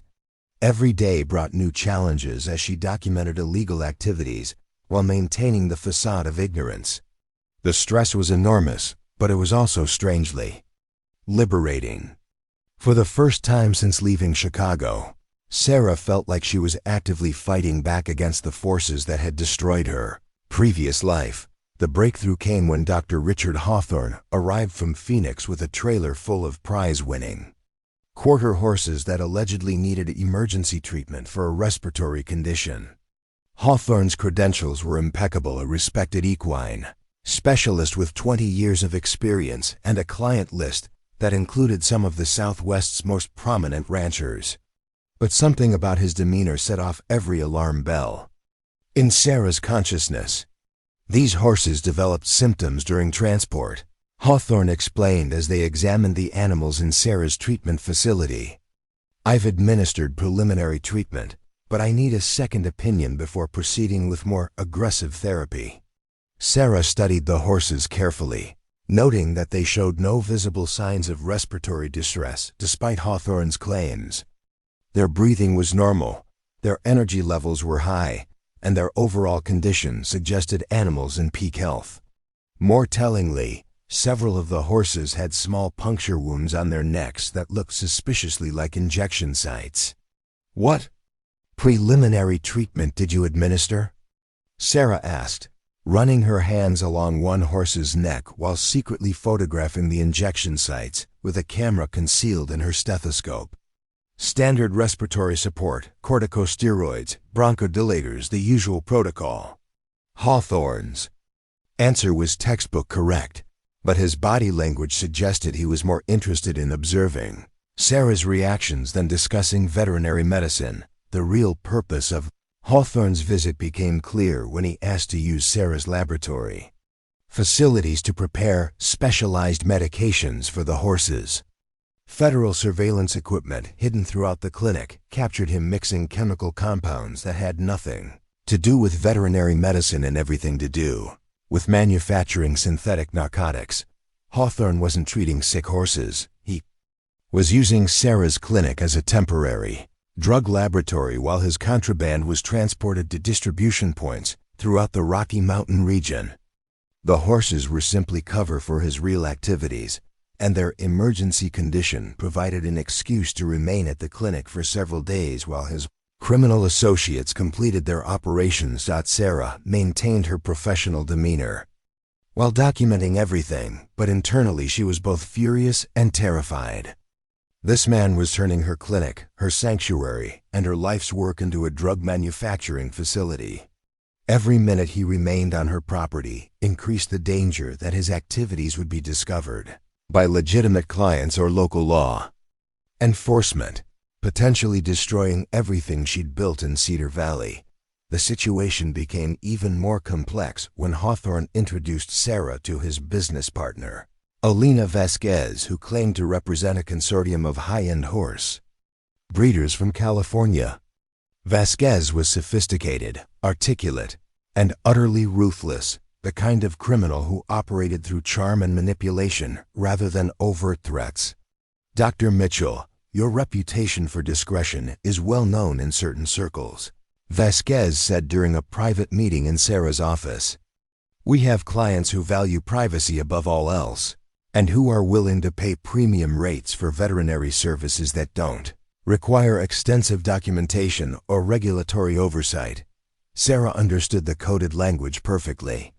Vasquez was offering her a formal role in the criminal network, lucrative fees in exchange for providing veterinary cover for illegal operations. The offer was both a test of Sarah's willingness to participate and a trap that would make her a full accomplice if she accepted. I appreciate the confidence, Sarah replied carefully, but I've always believed that proper documentation is essential for quality veterinary care. My insurance and licensing requirements are quite specific about record keeping. Vasquez's smile never wavered, but Sarah caught a flash of something dangerous in her eyes. Of course, professional standards are important, but perhaps there are certain administrative flexibilities that could benefit both our organizations.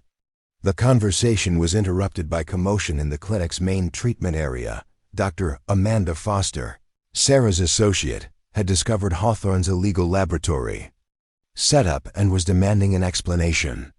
The situation was about to spiral out of control, potentially exposing the entire federal operation and putting everyone in immediate danger. Sarah rushed to the treatment area to find Amanda confronting Hawthorne about the chemical equipment and suspicious compounds she'd found in the lab.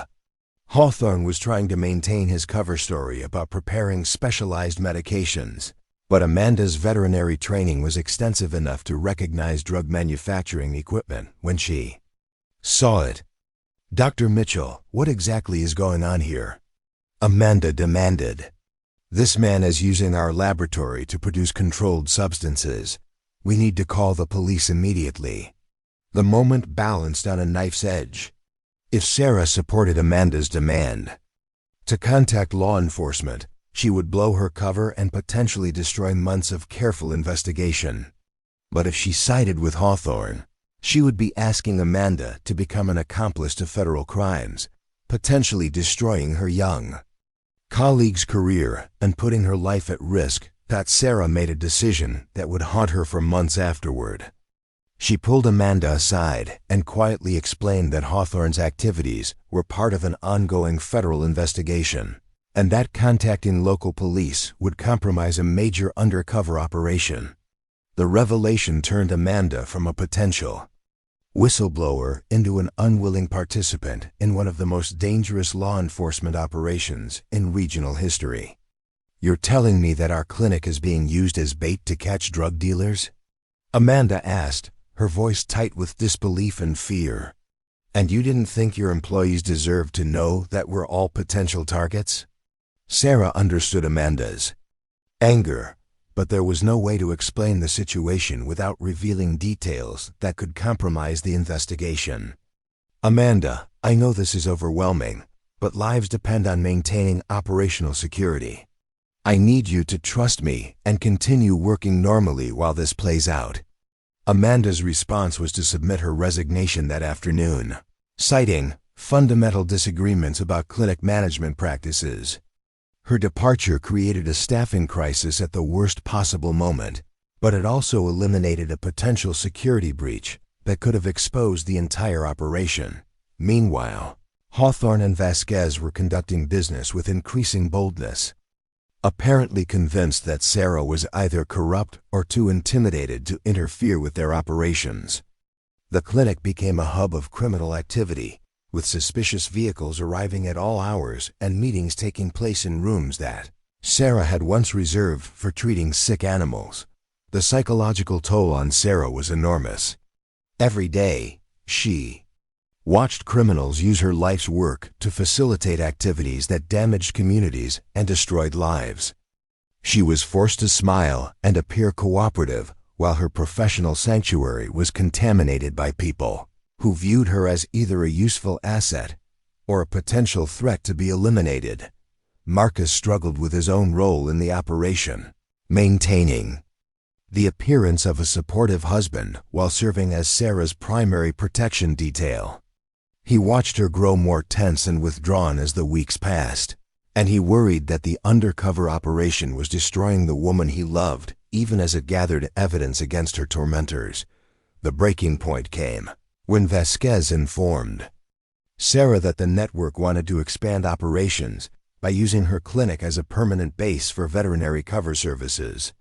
The proposal would provide enormous financial compensation, but would also transform Sarah's practice into a full-scale criminal enterprise serving drug trafficking and money laundering operations throughout the western United States. "This is an incredible opportunity, Dr. Mitchell," Vasquez explained during their final meeting. "Full partnership in an organization that generates over $200 million annually. Your veterinary expertise and professional reputation would be invaluable to our expansion plans." Sarah realized that she had reached the endgame of Operation Veterinary. The criminals had revealed the full scope of their operations and offered her a position that would provide evidence for dozens of federal prosecutions. But accepting their offer would require her to cross lines. That would make her a genuine criminal rather than an undercover asset. "I need time to consider your proposal," Sarah said, knowing that her words were being recorded by federal surveillance equipment and would likely be played in courtrooms across multiple states. This would represent a significant change in how I practice veterinary medicine, of course, Vasquez replied. "But don't take too long. Opportunities like this don't remain available indefinitely." The implicit threat was clear. Sarah could join their organization willingly, or she could be eliminated as a security risk. The criminal network had made the same calculation that Vincent Castellano had made years earlier. Dr. Sarah Mitchell knew too much to be allowed to live independently. That night, as Sarah and Marcus reviewed the day's events with Deputy Director Rodriguez via encrypted satellite phone, they learned that the federal investigation had gathered enough evidence to begin arrests. Operation Veterinary had succeeded beyond anyone's expectations, documenting criminal activities worth over $300 million and identifying corrupt veterinarians in 8 states. But success came with a price. Sarah's cooperation had made her the primary witness in what would become the largest veterinary fraud prosecution in American history, ensuring that she would spend the next several years testifying in trials and appeals. More immediately, it had also made her the primary target for elimination by criminals, who viewed her testimony as an existential threat to their freedom and financial survival. "The arrests begin tomorrow morning," Rodriguez informed them.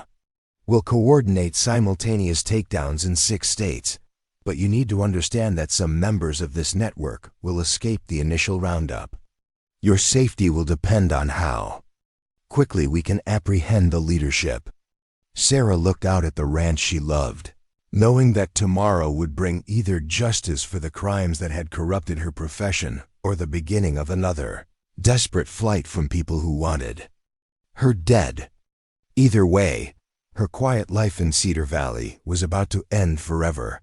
The federal raids began at precisely 6 a.m. across 6 states, with over 200 agents executing simultaneous warrants on veterinary clinics, ranches, and shipping facilities that had been identified during Operation Veterinary. Sarah watched the coordinated takedowns unfold through encrypted video feeds in the FBI's mobile command center, which had been positioned in an abandoned barn 3 miles from her clinic. Deputy Director Rodriguez stood behind a wall of monitors, displaying real-time footage from raid locations across the western United States. In Phoenix, agents arrested Dr. Richard Hawthorne as he attempted to flee his clinic with a suitcase full of drug manufacturing equipment. In Denver, a massive warehouse operation was shut down, revealing a sophisticated network for processing and shipping contraband hidden in livestock trailers. But the raid that mattered most to Sarah was happening at her own clinic, where Elena Vasquez and her associates had arrived early that morning, expecting to finalize Sarah's recruitment into their criminal organization. Instead, they found themselves surrounded by federal agents armed with enough evidence to ensure life sentences for everyone involved. "Vasquez is in custody," reported Agent Michelle Torres, who was leading the clinic operation. "But we have a problem. She's demanding to speak with Dr. Mitchell directly, claiming she has information about other threats that we haven't identified." Sarah felt her stomach tighten. Even in defeat, Elena Vasquez was trying to manipulate the situation, potentially attempting to identify Sarah as the source of the federal investigation or to reveal information that could compromise ongoing operations. "What kind of threats?" Marcus asked, his protective instincts immediately activated. Rodriguez studied the incoming reports from his field teams before answering. "According to preliminary interrogations, this network was larger than we initially understood. Vasquez claims there's an international component that we haven't touched, with connections to criminal organizations in Mexico and Eastern Europe." The revelation that Sarah's cooperation had only exposed part of a much larger criminal enterprise was both terrifying and infuriating. She had risked everything to help the FBI dismantle what they believed was a domestic network, only to discover that her actions might have attracted attention from international criminals with resources and capabilities that dwarfed anything they'd previously faced. Sarah made the decision to meet with Vasquez despite the obvious risks. If there were other threats that the federal investigation hadn't identified, she needed to understand what she and Marcus might be facing in the months and years ahead. The interview took place in a secure, Conference room at the FBI field office. In Denver, with Sarah separated from Vasquez by reinforced glass and multiple layers of security. Even in federal custody, Vasquez projected an air of confident superiority that made Sarah's skin crawl. "Dr. Mitchell," Vasquez said, her voice carrying clearly through the intercom system, "I have to admire your performance over the past few months. Very convincing. Almost convincing enough to make us believe you were genuinely interested in joining our organization." "What do you want, Alina?" Sarah asked, refusing to be drawn into psychological games. "I want to offer you some free advice. The people you've just helped arrest represent only the American branch of a much larger organization. Our international partners are not as forgiving as we are, and they view your cooperation with federal law enforcement as a declaration of war against their interests." Sarah felt ice forming in her veins. "What are you saying?" "I'm saying that your problems are just beginning. The Kozlov Syndicate controls veterinary fraud operations from Vancouver to Mexico City, generating over $1 billion annually. They've invested enormous resources in building this network, and they're not going to let one idealistic veterinarian destroy decades of careful planning." Rodriguez leaned forward in his chair. "Ms. Vasquez, if you have specific information about threats against Dr. Mitchell or ongoing criminal operations, we need details." Vasquez's smile was cold and predatory. "The Kozlovs don't make threats, Director. They make demonstrations. Dr. Mitchell has cost them approximately $50 million in immediate losses and potentially hundreds of millions in future revenue. They'll want to make an example of her that will discourage other veterinarians from cooperating with law enforcement." The interview continued for another hour, but Vasquez revealed little additional information beyond her warning about international retaliation.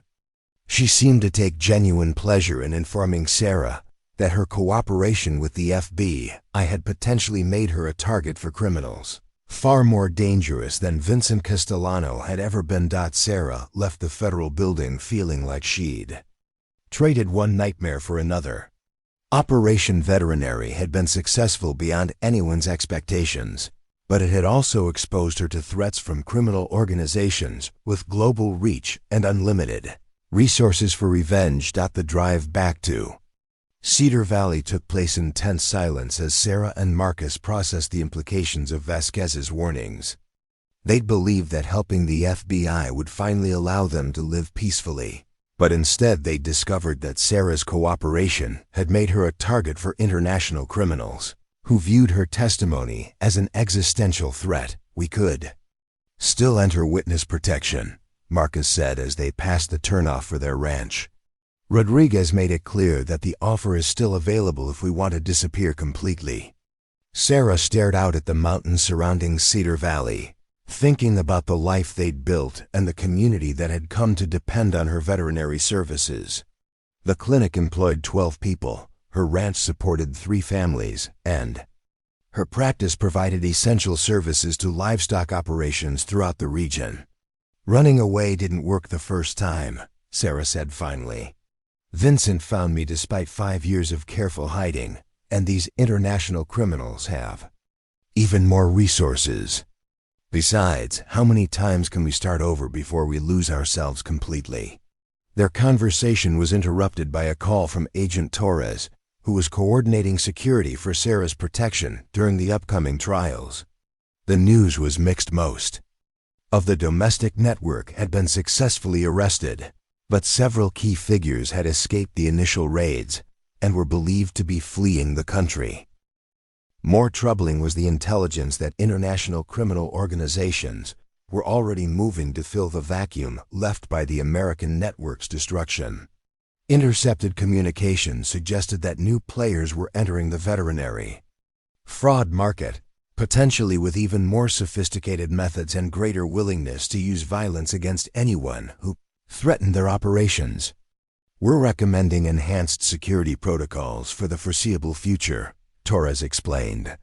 "Your ranch will remain under federal protection, and will need to coordinate your movements carefully to minimize exposure to potential threats. Sarah realized that her decision to cooperate with Operation Veterinary had fundamentally changed the trajectory of her life. She would spend the next several years as the primary witness in dozens of federal trials, living under constant protection, while testifying against criminals who had already demonstrated their willingness to kill anyone who threatened their interests. But she had also accomplished something that would have been impossible during her years of hiding from Vincent. She had struck a significant blow against the criminal networks that preyed on innocent veterinarians and corrupted the profession she loved.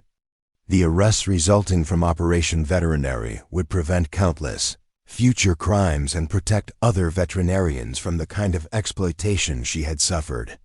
That evening, Sarah and Marcus walked through their ranch for what they both understood might be the last time as private citizens. Federal protection meant constant surveillance, restricted movement, and the knowledge that their every action was being monitored by both law enforcement and potential enemies. "Do you regret it?" Marcus asked as they watched their horses graze in the pasture where their relationship had first deepened. Sarah considered the question seriously. The past year had been the most dangerous period of her life, but it had also been the most purposeful. Instead of running from her problems, she had actively worked to solve them. Instead of hiding from threats, she had confronted them directly. "No," she said finally. "I regret that it was necessary, but I don't regret doing it. For the first time since leaving Chicago, I feel like I've actually fought back instead of just surviving." Their conversation was interrupted by the sound of vehicles approaching the ranch house.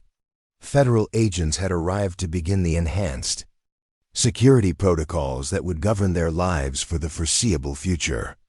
Sarah's transformation from hidden victim to protected witness was complete, but the battles ahead promised to be even more challenging than those she'd already survived. The next morning brought news that would reshape everything they thought. They understood about their situation. Agent Torres arrived with intelligence gathered during overnight interrogations of arrested network members. The information was both encouraging and terrifying. The encouraging news was that the federal raids had been even more successful than initially reported. Over 70 arrests had been made, millions of dollars in assets had been seized, and the domestic veterinary fraud network had been effectively destroyed. Sarah's cooperation had resulted in one of the most successful organized crime prosecutions in recent federal history. The terrifying news was confirmation that international criminal organizations were already planning retaliation. Intercepted communications indicated that the Kozlov Syndicate had placed a substantial bounty on Sarah's life, and that professional assassins were already being dispatched to the United States with orders to eliminate her before she could testify in the upcoming trials.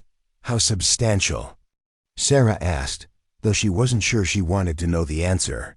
$5 million, Torres replied grimly, "payable upon confirmation of your death and the destruction of any testimony or evidence you might have provided to federal investigators." The bounty was large enough to attract the attention of the world's most skilled and ruthless killers. Sarah had gone from being a hidden veterinarian trying to live quietly to being one of the most hunted people in America, with her life valued at more money than most people would see in a lifetime. But the bounty also represented something else: validation that her cooperation with Operation Veterinary had dealt a devastating blow to criminal organizations that had operated with impunity for decades. $5 million was a significant investment, suggesting that her testimony posed an existential threat to criminal enterprises worth billions of dollars. As Sarah prepared for the most dangerous phase of her life, she realized that she had finally become the person she'd always wanted to be: someone who fought back against injustice instead of running from it, someone who protected others instead of just protecting herself. The price of that transformation might be her life, but for the first time since leaving Chicago, she felt like her life had genuine meaning and purpose.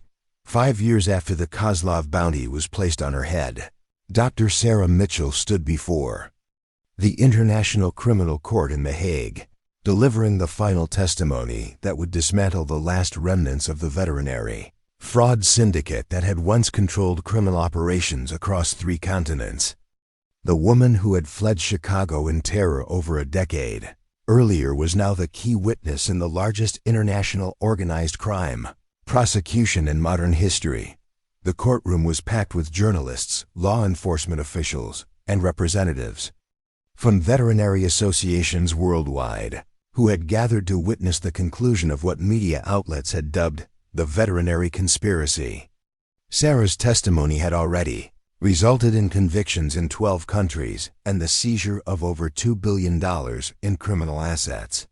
Dr. Mitchell, the chief prosecutor, said, "In your expert opinion, what impact has this criminal network had on the veterinary profession globally?" Sarah looked out at the audience, seeing faces that represented the thousands of honest veterinarians whose reputations had been damaged by the criminals who had exploited their profession. The network systematically corrupted veterinary practices across multiple continents, using our medical credentials and professional trust to facilitate crimes that generated billions in illegal revenue. But more than the financial damage, they undermined public confidence in a profession dedicated to healing and protecting animal welfare. The past 5 years had been a journey of constant danger, punctuated by moments of extraordinary purpose. Sarah had testified in courtrooms from Denver to Moscow, always under heavy protection, always knowing that professional killers were hunting her. 3 assassination attempts had failed, thanks to the skill of her federal protection detail and her own hard-won survival instincts. Marcus had been beside her through every trial, every relocation, every sleepless night when the stress of being hunted threatened to overwhelm her resolve. Their marriage had been tested by circumstances that would have destroyed most relationships, but instead of breaking them apart, the shared danger had forged an unbreakable bond. Tommy Brewster had initially returned to civilian life after operation veterinary concluded, but when the international threats escalated, he'd requested assignment to Sarah's protection detail. His military experience and personal loyalty had saved their lives on multiple occasions, including a harrowing confrontation with Kozlov, assassins in a Vienna hotel that had made international headlines. The breakthrough in the international case had come 18 months earlier when Dmitry Kozlov himself made the mistake of trying to eliminate Sarah personally. The crime lord had grown frustrated with his assassin's repeated failures and had traveled to the United States to oversee her elimination directly. Instead, he'd walked into an FBI trap that had been months in the planning. Kozlov's arrest had provided the intelligence necessary to dismantle his entire organization. His cooperation, motivated by a plea agreement that reduced his sentence from life to 30 years, had exposed criminal operations in countries where American law enforcement had no jurisdiction. The result was an unprecedented international effort to prosecute a criminal enterprise that had operated with impunity for decades. Dr. Mitchell, the prosecutor, continued, "What message would you like to send to other professionals who might find themselves in similar situations?" Sarah thought carefully before answering. "That running away doesn't solve the problem, it just postpones it. I spent years trying to hide from criminals who had corrupted my profession, but they kept finding new victims because no one was willing to stand up to them. Sometimes the only way to protect others is to stop protecting yourself." The trial concluded with convictions for all defendants and sentences that would keep the surviving syndicate members in prison for the rest of their lives. More importantly, the prosecutions had created legal precedents that would make it much more difficult for future criminal organizations to exploit veterinary professionals. 6 months after the final verdict, Sarah and Marcus returned to Cedar Valley for the first time in 5 years. The ranch looked exactly as they'd left it. Tommy had maintained the property during their absence, ensuring that their sanctuary would be waiting when they were finally free to reclaim it. The Mitchell Hendricks Veterinary Clinic had remained closed during Sarah's years in protection, but the building had been maintained by the community that had never forgotten the veterinarian who had risked everything to protect others. A sign in the window read, "Welcome home, Dr. Mitchell," in both English and Spanish, reflecting the diverse community that had missed her services.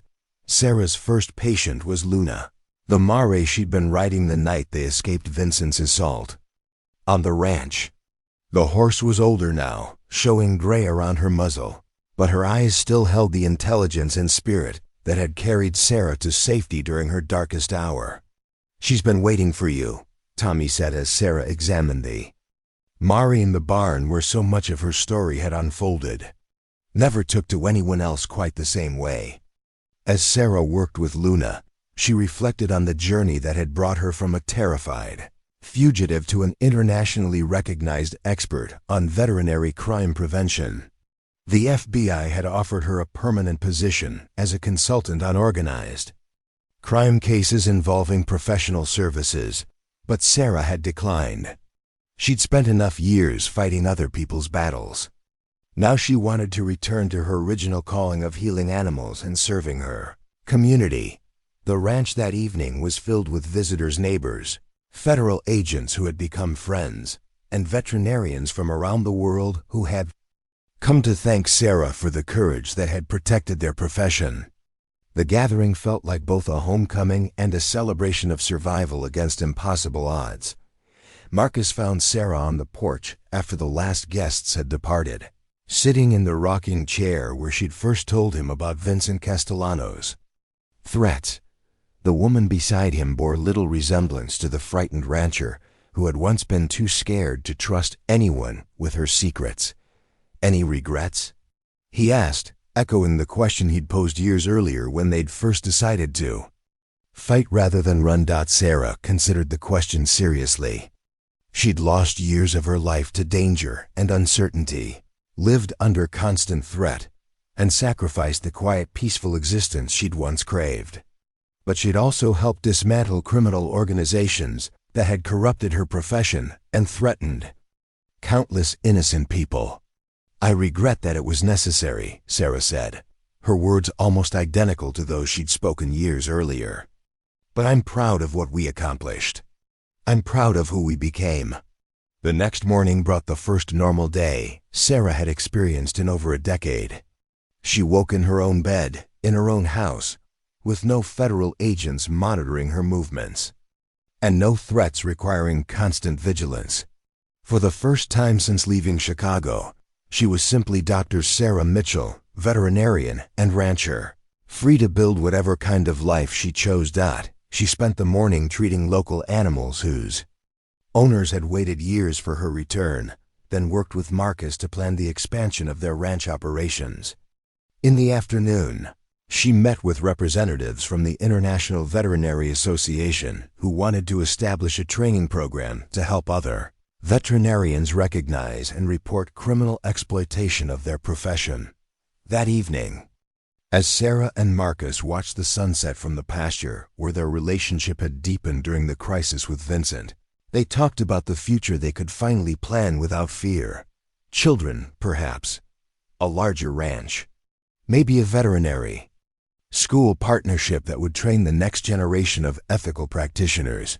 "You know what I realized today?" Sarah said as stars began appearing in the mountain sky. "I spent so many years afraid of my past catching up with me that I forgot to think about what kind of future I wanted to create." Marcus smiled, remembering the guarded woman he'd first met who had been too scared to trust anyone with her real name. "And what kind of future do you want?" Sarah looked out at the ranch they'd fought so hard to protect, thinking about the community that had welcomed her home and the profession she'd helped defend against corruption.